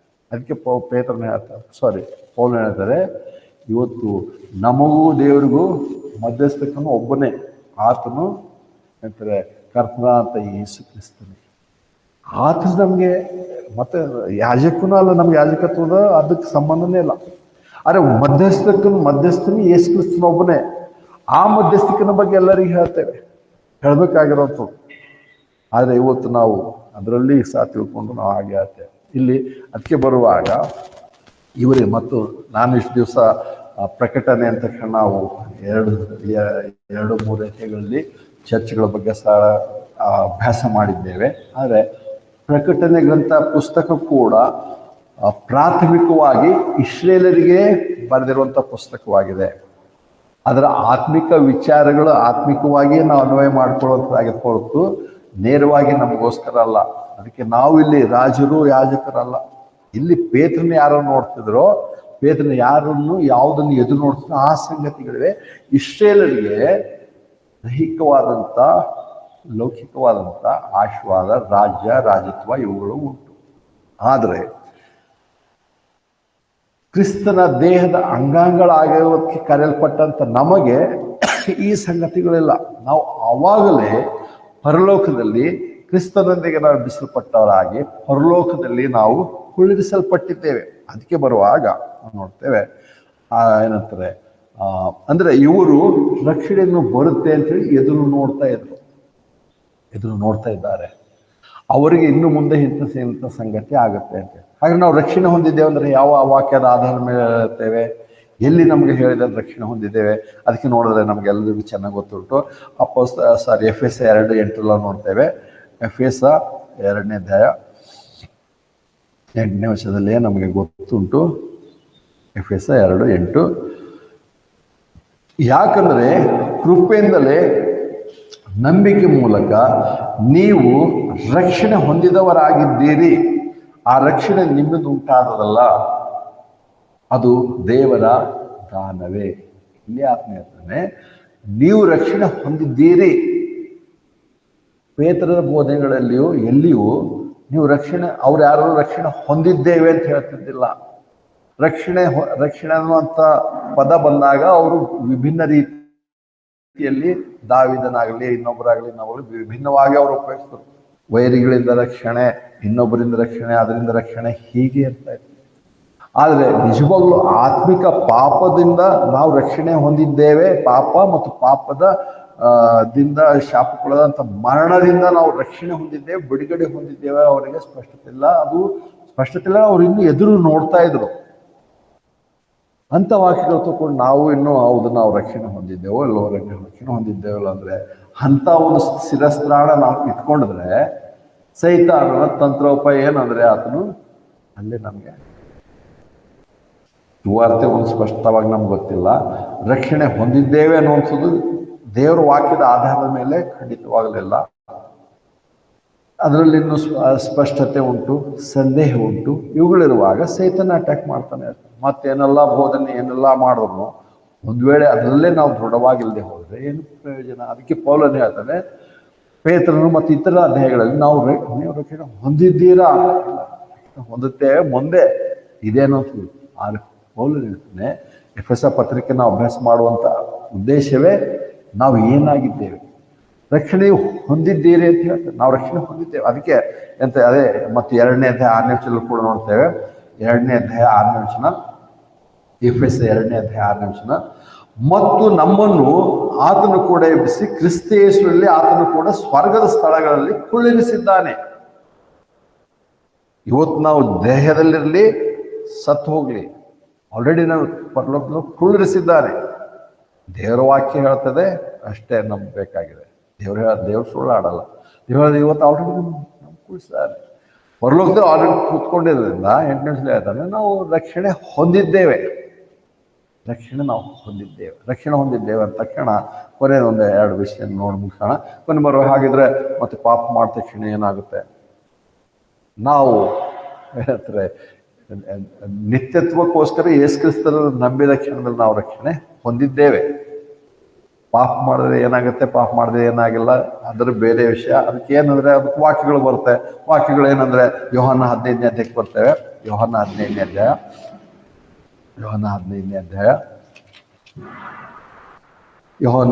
ಅಧ್ಯಾಯ, ನಾನೇ ನಿಜವಾದ ದ್ರಾಕ್ಷಿ ಬಳ್ಳಿ ಮತ್ತು ನನ್ನ ತಂದೆ ವ್ಯವಸಾಯಗಾರನು. ನನ್ನಲ್ಲಿ ಫಲ ಫಲಿಸದ ಪ್ರತಿಯೊಂದು ಕೊಂಬೆಯನ್ನು ಆತನು ತೆಗೆದು ಹಾಕ್ತಾನೆ.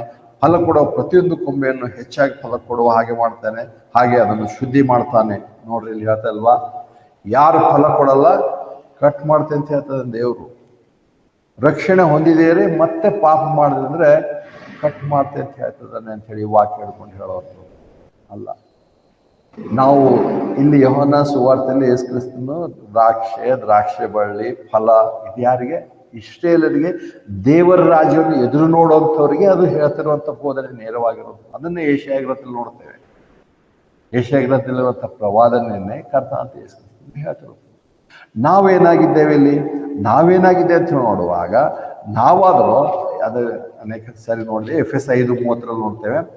ಎಫೆಸದವರಿಗೆ 5ನೇ ಅಧ್ಯಾಯ 30ನೇ ವಚನ. ಎಫೆಸ 5ನೇ ಅಧ್ಯಾಯ 30ನೇ ವಚನ, ಯಾಕಂದರೆ ನಾವು ಆತನ ದೇಹದ ಅಂಗಗಳು, ಆತನ ಮಾಂಸವು, ಆತನ ಎಲುಬುಗಳು ಆಗಿದ್ದೇವೆ. ನಾವು ದ್ರಾಕ್ಷಿ ಬಳ್ಳಿ, ಎಲೆಗಳು, ಕೊಂಬೆಗಳು, ಹಣ್ಣುಗಳು ಅವಾಗಿವೆ. ಕೊಟ್ಟ ಫಲ ಕೊಳ್ಳಂತ ತಕ್ಷಣ ಕಟ್ಟು ಬಿಸಾಡ್ತಾನೆ ಅಲ್ಲ. ಒಂದು ವೇಳೆ ನಾವು ಹಾಗೇನಾದ್ರೂ ನಂಬಿದರೆ ಒಂದು ಕಡೆ ಒಂದೊಂದು ದಿವಸ ನಾವು ದ್ರಾಕ್ಷಿ ಬಳ್ಳಿನೂ ಆಗೋದು, ಫಲ ಕೊಡೋದು ಆಗೋದು, ಮತ್ತೊಂದೊಂದು ದಿವಸ ದೇಹದ ಅಂಗನೂ ಆಗೋದು ಅಂದರೆ ಡೌಟ್ಫುಲ್ ಇದ್ದೇವೆ. ನಾವು ರಕ್ಷಣೆ ಹೊಂದಿದೆ ಅನ್ನೋದು ಡೌಟ್. ಸೈತಾನು ಸಾಕ್ಬಿಡು ನೀ ಆ ಡೌಟಲ್ಲೇ ಇಡಿ, ನಿನ್ಗೆ ಹೆಲ್ಮೆಟೇ ಇಲ್ಲ, ನಿನಗೆ ಹೆಲ್ಮೆಟೇ ಇಲ್ಲ. ನಿನ್ಗೆ ಏನು ವಾಕ್ಯ ಏನು ಹೇಳಿದ್ರೇನು? ರಕ್ಷಣೆ ಬಗ್ಗೆ ರಕ್ಷಣೆ ಹೊಂದಿದ್ದೇನೆ ಅಂತ ದೃಢತೆನೆ ಅನೇಕರಿಗೆ ರಕ್ಷಣೆ ದೃಢತೆ ಅಂದರೆ ಬೇರೆ ಬೇರೆ ಇದೆ, ಬೇರೆ ಬೇರೆ. ಅಂದರೆ ಭಾಳ ಚೆನ್ನಾಗಿ ಇಷ್ಟು ದಿವಸ ಮಾಡ್ಕೊಂಬಂದಿರುವಂಥ ಭಗತ್ ಸಿಂಗ್ ಅಸೆಂಬ್ಲಿ ಅವರು ಕೂಡ ಇವತ್ತು ದೀಕ್ಷಾ ಸ್ನಾನದಿಂದ ದೀಕ್ಷಾ ಸ್ನಾನದಿಂದ ರಕ್ಷಣೆ ಪರಿಪೂರ್ಣವಾಗುತ್ತೆ ಅನ್ನಂತಾರೆ. ಒಂದು ಹಂತಕ್ಕೆ ಬಂದಿದ್ದಾರೆ. ಅದಕ್ಕೆ ಏನು ಅವ್ರು ಹೇಳ್ತಾರೆ, ರಕ್ಷಣೆ ಬ್ಯಾಪ್ಟಿಸಮ್ ತಗೊಂಡಿದ್ದಾರೆ ಅಂತ. ರಕ್ಷಣೆ ಹೊಂದಿದೆ ಹೇಳಲ್ಲ, ಬ್ಯಾಪ್ಟಿಸಮ್ ಕೂಡ ತಗೊಂಡಿದ್ದಾರೆ. ಅಂದರೆ ಅವ್ರು ಅದೊಂದು ಹಾಕ್ಬಿಟ್ಟಿದ್ದಾರೆ, ಅದು ತಗೊಂಡು ಕಂಪ್ಲೀಟ್ ಆಗಿ ಹೋಗುತ್ತೆ, ಇಲ್ಲ ಅಂದ್ರೆ ಅರ್ಧಂಬರ್ಧ ಇರುತ್ತೆ ಅಂತೇಳಿ ಇಂಥ ಒಂದು ಹಂತಕ್ಕೆ ಬಂದಿದ್ದಾರೆ. ಸೈತಾನ ಇಂಥ ಹೆಲ್ಮೆಟ್ ಯಾರ್ಯಾರು ಹಾಕೊಂಡಿದ್ದಾರೆ ಅವ್ರಿಗೆ ಅದನ್ನ ಪರವಾಗಿಲ್ಲ, ಇದು ISI ಮಾರ್ಕ್ ಎಲ್ಲ ಪರವಾಗಿಲ್ಲ, ಏನು ಪ್ರಯೋಜನ. ದೇವ್ರ ವಾಕ್ಯ ಪ್ರಕಾರ ನಾವು ರಕ್ಷಣೆ ಹೊಂದಿದ್ದೇವೆ. ಇಲ್ಲ ನೋಡುವಾಗ ಅದನ್ನೇ ನಾವು 30ನೇ ವಚನದಲ್ಲಿ, ಯಾಕಂದ್ರೆ ನಾವು ಆತನ ದೇಹದ ಅಂಗಗಳು, ಆತನ ಮಾಂಸವು, ಆತನ ಎಲುಬುಗಳು ಆಗಿದ್ದೇವೆ. ಯಾವಾಗ ದೇವರು ಆತನ ಕೃಪೆಯಿಂದ ನಮ್ಮ ನಂಬಿಕೆ ಮೂಲಕ ನಮ್ಮನ್ನು ಆತನ ದೇಹದ ಅಂಗಾಂಗಗಳನ್ನು ಮಾಡಿದ್ದಾನೋ, ಅವಾಗ ಅವಾಗ ಬಂದ ತಕ್ಷಣ ನೋಡಿದ ತಕ್ಷಣ ನೀನು ಹಂಗಿದೆ, ಒಂದು ಅಂಗ ಕಟ್ ಬಿಸಾಡ್ದೆ, ಈ ಬೆರಳು ಕಟ್ ಮಾಡಿದೆ, ಕಾಲು ಬೆರಳು ಕಟ್ ಮಾಡಿದೆ, ಕೈ ಕಟ್ ಮಾಡಿದೆ. ಯೋಹಾನ ಸುವಾರ್ತೆ 15ನೇ ಅಧ್ಯಾಯದಲ್ಲಿ ಕೊಂಬೆ ಕಟ್ ಮಾಡೋಂಗಿಲ್ಲ, ದೇಹದ ಅಂಗಾಂಗ ಕಟ್ ಮಾಡಲ್ಲ. ಕೊಂಬೆಗೂ ಬಳ್ಳಿಗೂ ಮತ್ತು ಇಲ್ಲಿ ದೇಹದ ಕ್ರಿಸ್ತನ ದೇಹದ ಅಂಗಗಳಿಗೂ ವ್ಯತ್ಯಾಸ ಉಂಟು. ನಾವು ರಕ್ಷಣೆ ಹೊಂದಿದ್ದೇವೆ, ನಾವು ಆತನ ದೇಹದ ಅಂಗಾಂಗಗಳಾಗಿದ್ದೇವೆ. ಯಾವಾಗ, ಹೇಗೆ? ಅದನ್ನೇ ಎಫೆಸ 1:13 ನೋಡ್ತೇವೆ. ಎಫೆಸ 1:13, ನಿಮ್ಮ ರಕ್ಷಣೆ ವಿಷಯವಾದ ಸುವಾರ್ತೆ ಎಂಬ ಸತ್ಯವಾಕ್ಯವನ್ನು ಕೇಳಿ ಕ್ರಿಸ್ತನಲ್ಲಿ ನಂಬಿಕೆಟ್ಟವರಾದ ನೀವು ಸಹ ವಾಗ್ದಾನ ಮಾಡಲ್ಪಟ್ಟ ಪವಿತ್ರಾತ್ಮನೆಂಬ ಮುದ್ರೆಯನ್ನು ಹೊಂದಿದಿರಿ. ಇವೆಲ್ಲವುಗಳು ಸ್ಪಷ್ಟತೆ. ರಕ್ಷಣೆ ವಿಷಯವಾದ ಸುವಾರ್ತೆ ಎಂಬ ಸತ್ಯವಾಕ್ಯವನ್ನು ಕೇಳಿದಾಗ ನಮ್ದು ಕ್ರಿಸ್ತನಲ್ಲಿ ನಂಬಿಕೆ ಇಟ್ಟಾಗಲೇ ನಾವು ರಕ್ಷಣೆ ಹೊಂದಿದ್ದೇವೆ, ಕ್ರಿಸ್ತನ ದೇಹದ ಅಂಗಾಂಗಗಳಾಗಿದ್ದೇವೆ. ಪವಿತ್ರಾತ್ಮನು ನಮ್ಮನ್ನು, ಅದನ್ನೇ 1 ಕೊರಿಂಥ 12 ಹೇಳುವಂಥ ಬ್ಯಾಪ್ಟಿಸ್ಮ ಯಾವುದು ಅಂದರೆ ಕ್ರಿಸ್ತನ ದೇಹಕ್ಕೆ ನಮ್ಮನ್ನು ಸೇರಿಸುವಂಥದ್ದೇ.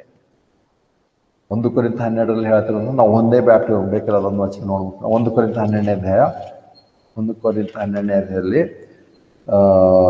ಯಾಕೆ 13ನೇ ವಚನ, 1 ಕೊರಿಂಥ ಅಥವಾ 12ನೇ ವಚನ ನೋಡ್ಕೊಬರೋಣ. 1 ಕೊರಿಂಥ 12ನೇ ಅಧ್ಯಾಯ 12ನೇ ವಚನ, ಹೇಗೆ ದೇಹ ಒಂದಾಗಿದ್ದರೂ ಅದಕ್ಕಿರುವ ಅಂಗಗಳು ಅನೇಕವಾಗಿವೋ, ಹೇಗೆ ಆ ದೇಹದ ಅಂಗಗಳೆಲ್ಲವೂ ಅನೇಕವಾಗಿದ್ದು ಒಂದೇ ದೇಹವಾಗಿರುವುದೋ ಹಾಗೆ ಕ್ರಿಸ್ತನು ಸಹ ಇದ್ದಾನೆ. ಯಾಕಂದರೆ ಯಹೂದ್ಯರಾಗಲಿ ಅನ್ಯರಾಗಲಿ ದಾಸರಾಗಲಿ ಮತ್ತು ಸ್ವತಂತ್ರರಾಗಲಿ ನಾವೆಲ್ಲರೂ ಒಂದೇ ಆಗುವುದಕ್ಕಾಗಿ ಒಬ್ಬನೇ ಆತ್ಮನಿಂದ ಬಾಪ್ತಿಸ್ಮ ಮಾಡಿಸಿಕೊಂಡು ಆ ಒಬ್ಬನೇ ಆತ್ಮ ನಮ್ಮೆಲ್ಲರಿಗೂ ಪಾನವಾಗಿ ಕೊಡಲ್ಪಟ್ಟಿದ್ದಾನೆ. ಇದರ ಸ್ಪಷ್ಟತೆ, ಇದರ ವಿವರಣೆಯನ್ನು ನೋಡಿದ್ದೇವೆ. ಯೇಸು ಕ್ರಿಸ್ತ ಏನು ಹೇಳಿದ ಅಪೊಸ್ತಲರಿಗೆ? ನಾನು ವಾಗ್ದಾನ ಮಾಡಲ್ಪಟ್ಟಂತ ಪವಿತ್ರ ಆತ್ಮವನ್ನು ಹೊಂದಿರಿ, ನಾನು ನಿಮಗೆ ಬಾಪ್ತಿಸ್ಮ ಮಾಡಿಸ್ತೇನೆ ಅಂದರೆ ಅದನ್ನು ಬಾಪ್ತಿಸ್ಮದ ಯೋಹಾನನು ಹೇಳ್ತಾನೆ. ಬಾಪ್ತಿಸ್ಮದ ಯೋಹಾನನು ಹೇಳ್ದ, ನಾನಾದ್ರೆ ಬರೀ ನೀನಿಂದ ಬ್ಯಾಪ್ಟಿಸ್ ಮಾಡ್ತೇನೆ, ಅದು ನನ್ನ ಮುಂದೆ ಒಬ್ಬನು ಬರ್ಲಿಕ್ಕಿದ್ದಾನೆ, ಆತನ ಕೆರೆಗಳನ್ನು ಮುಟ್ಟಕ್ಕೂ ಕೂಡ ನನಗೆ ಯೋಗ್ಯತೆ ಅಲ್ಲ. ಆತನಾದರೂ ನಿಮಗೆ ಪವಿತ್ರ ಆತ್ಮನಲ್ಲಿಯೂ ಬೆಂಕಿಯಲ್ಲಿಯೂ ಬ್ಯಾಪ್ಟಿಸ್ಮ ಮಾಡಿಸ್ತಾನೆ. ಕರ್ತನಾತಿ ಮಾಡಿಸುವಂಥ ಬ್ಯಾಪ್ಟಿಸ್ಮ ಅದಾಗಿತ್ತು. ಅದು ಪಂಚಶಕ್ತಿ ಮಹಾಪದಲ್ಲಿ ನೆರವೇರಿತು. ಅದ ನಂತರದಲ್ಲಿ ಇವತ್ತು ಪರಿಶುದ್ಧಾತ್ಮ ನಮಗೆ ಕ್ರಿಸ್ತನ ದೇಹಕ್ಕೆ ಸೇರಿಸ್ತಿದ್ದಾನೆ. ಏನಕ್ಕೆ? ನಮ್ಮನ್ನು ಡಿಫ್ರೆಂಟ್ ಅಂಗಾಂಗಗಳನ್ನಾಗಿ ಮಾಡೋದಕ್ಕೋಸ್ಕರ ಸೇರಿಸಿದ್ದಾನೆ. ಯಾವಾಗ? ಸತ್ಯವಾಕ್ಯನ ಕೇಳಿ ನಂಬಿದಾಗ. ನಮ್ಮ ರಕ್ಷಣೆ ಆಗಿ ಹೋಗಿದೆ, ಕ್ರಿಸ್ತರಲ್ಲಿ ಹೊಂದಿದ್ದೇವೆ. ಅದು 2:8 ಪ್ರಕಾರ, ಎಫೆಸ 2:8 ಪ್ರಕಾರ ನಂಬಿಕೆ ಮೂಲಕ ಕೃಪೆಯಿಂದಲೇ ನಾವು ರಕ್ಷಣೆ ಹೊಂದಿದ್ದೇವೆ. ಆತ್ಮೀಯತೆ ನೀವು ಹೊಂದುತ್ತೀರಾ, ಮುಂದೆ ಆಗುತ್ತೆ ಹೇಳ್ತಲ್ಲ, ಹೊಂದಿದ್ದೇವೆ. ಅದು ಯಾವಾಗ? ರಕ್ಷಣೆ ವಿಷಯವಾದ ಸುವಾರ್ತೆಯನ್ನು ಕೇಳಿ ನಂಬಿದ್ದಾಗ, ನಮ್ಮನ್ನು ಪವಿತ್ರಾತ್ಮ ಕ್ರಿಸ್ತನೆಂಬ ದೇಹಕ್ಕೆ ನಮ್ಮನ್ನು ಸೇರಿಸ್ತಾನೆ, ಬ್ಯಾಪ್ಟಿಸಮ್ ಮಾಡಿಸ್ತಾನೆ. ಆ ಬ್ಯಾಪ್ಟಿಸಮ್ ಮೂಲಕವಾಗಿ ಕ್ರಿಸ್ತನೆಂಬ ದೇಹಕ್ಕೆ ನಾವು ಸೇರ್ತೇವೆ, ಆತನ ದೇಹದ ಅಂಗಾಂಗಗಳಾಗ್ತೇವೆ. ಮತ್ತು ಅದೇ ಎಫೆಸ 5:30 ನೋಡುವಾಗ ಅಂಗಾಂಗಗಳು, ದೇಹದ ಮಾಂಸಗಳು, ಎಲುಬುಗಳು ನಾವು ಆಗಿದ್ದೇವೆ. ಅದಕ್ಕೆ ಯೇಸು ಕ್ರಿಸ್ತನು ಅವಾಗ ಬಂದ ತಕ್ಷಣ ನಿನ್ನ ಕೈ ಕಟ್ ಮಾಡಿಬಿಡ್ತೇನೆ, ನಿನ್ನ ಕಣ್ಣು ಕಟ್ ಮಾಡಿಬಿಡ್ತೇನೆ, ಮೂಗು ಕಟ್ ಮಾಡಿಬಿಡ್ತೇನೆ ಹೇಳಲ್ಲ. ಆದ್ರೆ ಅವನು ಸುವಾರ್ತೆ 15 ಹೇಳ್ತಾನೆ, ನೀವು ಫಲ ಕೊಡದೆ ಹೋದ್ರೆ ನಿಮಗೆ ಕಟ್ ಮಾಡ್ತೇನೆ ಅಂತ ಹೇಳ್ತಾನೆ. ಇದಕ್ಕೂ ಸಂಬಂಧ ಇಲ್ಲ, ವಿಭಿನ್ನವಾದಂತಹ ಬೋಧನೆ. ಇಲ್ಲಿ ನಾವು ರಕ್ಷಣೆ ಹೊಂದಿದ್ದೇವೆ. ಮತ್ತು ಅಷ್ಟೇ ಅಲ್ಲ, ಏನು ಹೇಳ್ತಾನೆ ಎಫೆಸ 2:1 ಅಧ್ಯಾಯದಲ್ಲಿ ನಾವು ನೋಡ್ತಿದ್ದೇವೆ. ಏನಂದ್ರೆ ಪವಿತ್ರಾತ್ಮನನ್ನು ಹೊಂದಿರುವಂತ ನಾವು ಅಲ್ಲೇನು ಹೇಳ್ತಾನೆ 1:13 ಒಂದು ಎಫೆಸ 1:13 ನಿಮ್ಮ ರಕ್ಷಣೆ ವಿಷಯವಾದ ಸುವಾರ್ತೆ ಎಂಬ ಸತ್ಯವಾಕ್ಯವನ್ನು ಕೇಳಿ ಕ್ರಿಸ್ತನಲ್ಲಿ ನಂಬಿಕೆ ಇಟ್ಟವರಾದ ನೀವು ಸಹ ವಾಗ್ದಾನ ಮಾಡಲ್ಪಟ್ಟ ಪವಿತ್ರಾತ್ಮನೆಂಬ ಮುದ್ರೆಯನ್ನು ಹೊಂದಿದಿರಿ. ಆತನ ಮಹಿಮೆಯ ಸ್ತುತಿಗೋಸ್ಕರ ಕೊಂಡುಕೊಂಡ ಸ್ವಾಸ್ಥ್ಯವಾದವರಿಗೆ ವಿಮೋಚನೆ ಆಗುವ ತನಕ ಆತನ ಪವಿತ್ರಾತ್ಮ ನಮ್ಮ ಭಾರತಕ್ಕೆ ಸಂಚಿಕಾರವಾಗಿದ್ದಾರೆ. ಈ ಸುವಾರ್ತೆಯನ್ನು ಕೃಪೆಯ ಮೂಲಕ ನಂಬಿಕೆಯಿಂದಲೇ ರಕ್ಷಿಸುವಂತಹ ವಿಶ್ವಾಸಿಗಳಿಗೆ ನಂಬಿಕೆ ನಂಬಿದ ತಕ್ಷಣ, ಸುವಾರ್ತೆ ನಂಬಿದ ತಕ್ಷಣದಲ್ಲಿ ಪವಿತ್ರಾತ್ಮ ಅವ್ರ ಮೇಲೆ ಮುದ್ರೆ ಹಾಕಿದ್ದಾನೆ. ಮುದ್ರೆ ಹಾಕಿರೋಂಥದ್ದು ಬಂದು ಅವಾಗ ಅವ್ರು ಅಳಿಸೋದು, ಮತ್ತೆ ಇವತ್ತು ಮುದ್ರೆ ಹಾಕೋದು, ಮತ್ತೆ ತೆಗೆದು ಹಾಕೋದು, ಮುದ್ರೆ ಹಾಕೋದು ಬೇಸರಿ ಆಗ್ತಾನೆ. ಮತ್ತು ಆ ಮುದ್ರೆ ಏನು ಹೇಳ್ತಾನೆ, ಆ ಪವಿತ್ರ ಆತ್ಮ ನಮ್ಮನ್ನು ದೇವರು ಒಪ್ಪಿಸಿಕೊಡುವವರೆಗೂ ಆತನು ಸಂಚಿಕಾರನಾಗಿದ್ದಾನೆ. ಆತ ನಮ್ಮನ್ನು ಕಾಪಾಡ್ತಾನೆ, ಆತ ನಮ್ಮನ್ನು ಕಾಪಾಡ್ತಾನೆ. ಅದಕ್ಕೆ ಇವತ್ತು ಮಧ್ಯಾಕಾಶದಲ್ಲಿ ಯೇಸು ಕ್ರಿಸ್ತನು ಪ್ರತ್ಯಕ್ಷನಾದಾಗ ಯಾರ್ಯಾರ ಮೇಲೆ ಮುದ್ರೆದೋ ಅವರು ತಾನೇ ಇಲ್ಲಿಂದ ಎತ್ತಲ್ಪಡ್ತಾರೆ. ಮತ್ತು ಎತ್ತಲ್ಪಡ್ತಾರೆ ಅಂತ ಹೇಳಿದ್ರೆ ಅಲ್ಲಿ ಏನಂತಾನೆ ಗ್ರೀಕ್ ಪದ, ಇಂಗ್ಲಿಷ್ ಪದ ಬಲ್ಲವ್ರು ಹೇಳ್ತಾರೆ, ಒಂದು ರೀತಿ ಬೈ ಫೋರ್ಸ್ ನಮ್ಮನ್ನು ಕಿತ್ಕೊಳ್ಳೋದು. ಈ ಲೋಕದಿಂದ, ಈ ಲೋಕದ ಅಂಧಕಾರ ಶಕ್ತಿಯನ್ನು ಸೈತಾನ್ಯವನ್ನು ಕಿತ್ಕೊಳ್ತಾನೆ ದೇವರು. ಅದಕ್ಕೆ ಇವರು ನೀವೆಲ್ಲರೂ ಹಗಲು ರಾತ್ರಿ ಎಚ್ಚರವಾಗಿರ್ರಿ, ಸಿದ್ಧರಾಗಿರ್ರಿ, ಹಂಗಿರ್ರಿ, ದೇವರಾಜ್ಯ ಸಮೀಪವಾಗಿ, ದೇವರಾಜ್ಯ ಸಿದ್ಧಪಡಿಸೋಣ, ಸಿದ್ಧರಾಗಿರ್ರಿ ಬೋಧನೆ ಮಾಡೋಂಥವ್ರೆಲ್ಲ ಯಾರು? ಅವರು ಒಂದು ವೇಳೆ ಅದೇ ಬೋಧನೆ, ಅದೇ ಸುವಾರ್ತೆ ಕೇಳಿದ್ರೆ ಅವರು ಯೇಸು ಕ್ರಿಸ್ತನಾಗಿ ಎತ್ತಲ್ಪಡೋದಿಲ್ಲ. ಯಾಕಂದ್ರೆ ಅವರು ಇವನ್ನು ನಂಬಿಲ್ಲ. ಅವ್ರು ಇನ್ನೂ ದೇವರಾಜ್ಯ ಕಟ್ಟೋರಿದ್ದಾರೆ. ಅವ್ರು ದೇವರಾಜ್ಯ ಕಟ್ಟಕ್ಕೆ ಅವ್ರು ಯಹೂದ್ಯರೇ ಅಲ್ಲ, ಈ ಕಡೆ ಕ್ರಿಶ್ಚಿಯನ್ ಅಲ್ಲ. ಅವರು ಎಷ್ಟೋ ಕ್ರಿಶ್ಚಿಯನ್ ಮುಸ್ಲಿಮ್ ಹಂಗಿದೆ. ಅವ್ರ ಯಹೂದ್ಯರ ಬೋಧನೆ ಕೇಳ್ತಾರೆ, ಅರೆ ಯಹೂದ್ಯರಲ್ಲ ಅವರು. ಈ ಕಡೆ ಕ್ರಿಶ್ಚಿಯನ್ ಬೋಧನೆ ಹೇಳ್ತಾರೆ, ಕ್ರಿಶ್ಚಿಯನ್ ಅಲ್ಲ ಅವರು. ಈ ಕಡೆನಲ್ಲ, ಆ ಕಡೆನಲ್ಲ. ಒಂದೊಂದು ದಿವಸ ದ್ರಾಕ್ಷೆ ಕೊಂಬೆನೂ ಹಾಕ್ತಾರೆ, ಒಂದು ದಿವಸ ಈ ಕಡೆ ಮತ್ತೆ ಕ್ರಿಸ್ತನ ದೇಹದ ಹಂಗ ಆಗ್ತದೆ. ಸೈತಾನ್ ಹೇಳ್ತಾನೆ, ಸರಿ ಬಿಡು, ನಿಮ್ಮ ಹೆಲ್ಮೆಟೇ ಸರಿ ಇಲ್ಲ, ಪರವಾಗಿಲ್ಲ ಬಿಡು, ನೀವು ಹಿಂಗೆ ಇದ್ರಲ್ಲೇ. ಅದಕ್ಕೆ ಅದನ್ನು ಸ್ಪಷ್ಟತೆಗೋಸ್ಕರವೇ ಪೌಲನು ಹೇಳ್ತಿದ್ದಾನೆ, ಅಂದರೆ ನೀವು ರಕ್ಷಣೆ ಎಂಬ ಶಿರಸ್ಥಾನವನ್ನು ಕೊಡ್ರಿ. ಅದಕ್ಕೆ ಕೊನೆಯದಾಗಿ ಸತ್ಯವಾಕ್ಯ ಕೇಳಿ ಅಂದರೆ ಎಷ್ಟೊಂದು ಸಮಯ ಆಗಿದೆ. ಅದು ಏನಂದರೆ ಕೊನೆಯದಾಗಿ ಹೇಳ್ತಿದ್ದಾರೆ, ದೇವರು ಪಾಪ ಮರಣ, ದೇವರು ನೀತಿವಂತರು. ನಾವು ರಕ್ಷಣೆ ದೇವರ ಪ್ರೀತಿಯಿಂದ ಅಲ್ಲ, ಆದರೆ ದೇವರ ನೀತಿವಂತಿಕೆ, ದೇವರ ನ್ಯಾಯನಿಮಿತ್ತವಾಗಿ. ಪ್ರೀತಿ ಹೌದು, ಅದಕ್ಕೆ ನೋಡ್ತೇವೆ. ಮತ್ತೆ ಯೋಹಾನ ಸುವಾರ್ತೆ ಹೇಳಿದ್ರೆ ದೇವ ಲೋಕದ ಮೇಲೆ ಎಷ್ಟೋ ಪ್ರೀತಿ ಇರ್ತಾರೆ, ನಾವು ಒಬ್ಬನೇ ಮಕ್ಕಳು, ಪ್ರೀತಿ ನಾವು ರಕ್ಷಣೆ ಒಂದಾಗಿದ್ರೆ ಯೇಸು ಕ್ರಿಸ್ತನು ಸಾಯುವುದು, ಮರಣ ಹೊಂದೋದು, ರಕ್ತ ಸುರಿಸೋದರ ಅವಶ್ಯಕತೆ ಇಲ್ಲ. ಆದರೆ ಪಾಪಕ್ಕೆ ಶಿಕ್ಷೆ ಕೊಡುವಂಥ ನೀತಿವಂತನಾದಂಥ ದೇವರು ತಾನೇ ಸ್ವತಃ ಎಲ್ಲ ಮನುಷ್ಯರಿಗೆ ಶಿಕ್ಷೆ ಕೊಟ್ಕೊಂಡು ಹೋದರೆ ಮನುಷ್ಯನು ಉಳ್ಕೊಳ್ಳೋಕೆ ಸಾಧ್ಯ ಇರಲಿಲ್ಲ. ಆವಾಗ ದೇವರೇ ಸ್ವತಃ ಮನುಷ್ಯನಾಗಿ ಬಂದು ಪಾಪಕ್ಕೆ ಬರ್ಲಿಕ್ಕಿರುವಂಥ ಶಿಕ್ಷೆನ ಹೊಂದಿದ್ದರಿಂದ ಆತನ ಶಿಕ್ಷೆಯನ್ನು ಹೊಂದಿ ತಾನು ನೀತಿವಂತನಾಗಿದ್ದು ತನ್ನಲ್ಲಿ ಯಾವುದೇ ಪಾಪ ಇರೋದ್ರಿಂದ ಪಾಪಗಳನ್ನು ತಾನು ಹೊತ್ತುಕೊಂಡು ನಮಗೆ ಆತ ತನ್ನ ನೀತಿಯನ್ನು ನಮ್ಮ ಮೇಲೆ ಹೊರಿಸುವುದು. ಅದಕ್ಕೋಸ್ಕರ ಮರಣವು ಆತನನ್ನು ಹಿಡ್ಕೊಳ್ಳಿಲ್ಲ. ಆತನ ಮರಣದಿಂದ ಎದ್ದು ಬಂದು ರಕ್ಷಣೆಯನ್ನು ಸಿದ್ಧಪಡಿಸಿದ್ದಾನೆ. ಆ ರಕ್ಷಣೆ ಹೊಂದಬೇಕಾಗಿದೆ. ಅದು ನಾವು ಏನಂತಾರೆ, ಆ ಸುವಾರ್ತೆ ನಮ್ದಾಗ, ಆ ಸುವಾರ್ತೆಗೆ ಪ್ರಾಮುಖ್ಯವಾಗಿ ಬೇಕಾಗಿರೋಂಥದ್ದು ಯೇಸು ಕ್ರಿಸ್ತನ ಮರಣ, ಸಮಾಧಿ, ಪುನರುತ್ಥಾನ, ಅರ್ಥ, ಆತನ ಸುರಿಸಿರುವಂಥ ರಕ್ತದ ವಿಶೇಷತೆ. ಅದಕ್ಕಿಂತ ಮುಂಚೆ ನಮಗೆ ಬೇಕಾಗಿರುತ್ತೆ, ನಾವು ಪಾಪಿಗಳಾಗಿದ್ದೇವೆ. ಪಾಪದ ಮರಣ ಇಂಥದ್ದುಂಟು. ಅನೇಕರಿಗೆ ಪಾಪಿಗಳಾಗಿದ್ದೇವೆ ಗೊತ್ತಿಲ್ಲ, ಪಾಪ ಅಂದ್ರೇನೆ ಗೊತ್ತಿಲ್ಲ. ಪಾಪ ಅಂತ ತಕ್ಷಣ ನಾವು ಮಾಡ್ತೇವೆ ಪಾಪ, ಅದಕ್ಕೆ ನೀವು ಪಾಪ ಎಲ್ಲ ಬಿಟ್ಟು ಯೇಸು ಕ್ರಿಸ್ತ ನಂಬಿದ್ರೆ ರಕ್ಷಣೆ ಹೊಂದ್ತೀರಾ ಅಂದರೆ ಅವ್ರಿಗೆಲ್ಲರಿಗೂ ನಾವು ಬಿಟ್ಟಿದ್ದೇವೆ, ಅದಕ್ಕೆ ನಾನು ಅವತ್ತು 2 ವರ್ಷ ಆಯ್ತು 10 ವರ್ಷ ಆಯ್ತದೆ ಯಾವತ್ತು ನಾನು ಬಿಟ್ಬಿಟ್ಟೆ ಇವತ್ತಿನೋಗ ಅದನ್ನ ಮಾಡಲ್ಲ ಬ್ರದರ್ ಅಂದ್ರೆ ಅವರು ಅದರಲ್ಲೇ ನಂಬಿಕೆ ಇರ್ತಾರೆ. ಈಗ ಬಿಟ್ಟಿದೆ ಅದಕ್ಕೆ ದೇವ್ರ ರಕ್ಷಣೆ ಕೊಟ್ಟಿದ್ದಾನೆ ಅದಲ್ಲ. ನಾವು ಏನೇ ಬಿಡ್ಲಾರ್ದಿರ್ಲಿ ಆದ್ರೆ ಎಲ್ಲರೂ ಪಾಪ ಮಾಡಿ ದೇವರ ಮಹಿಮೆಯನ್ನು ಹೊಂದದೆ ಹೋಗಿದ್ದಾರೆ. ಆದರೆ ಅದಕ್ಕೆ ಅದೊಂದು ವಚನ ಕ್ಷಮಿಸ್ರಿ, ಅದೊಂದು ವಚನ ನೋಡಿ ಮುಗಿಸೋಣ.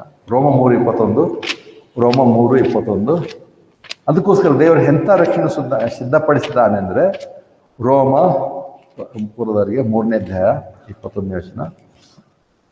ರೋಮಪುರದವರಿಗೆ 3ನೇ ಅಧ್ಯಾಯ 21ನೇ ವಚನ. ಈಗಲಾದರೂ ದೇವರ ನೀತಿಯು ನ್ಯಾಯ ಪ್ರಮಾಣವಿಲ್ಲದೆ ಪ್ರಕಟವಾಗಿದೆ.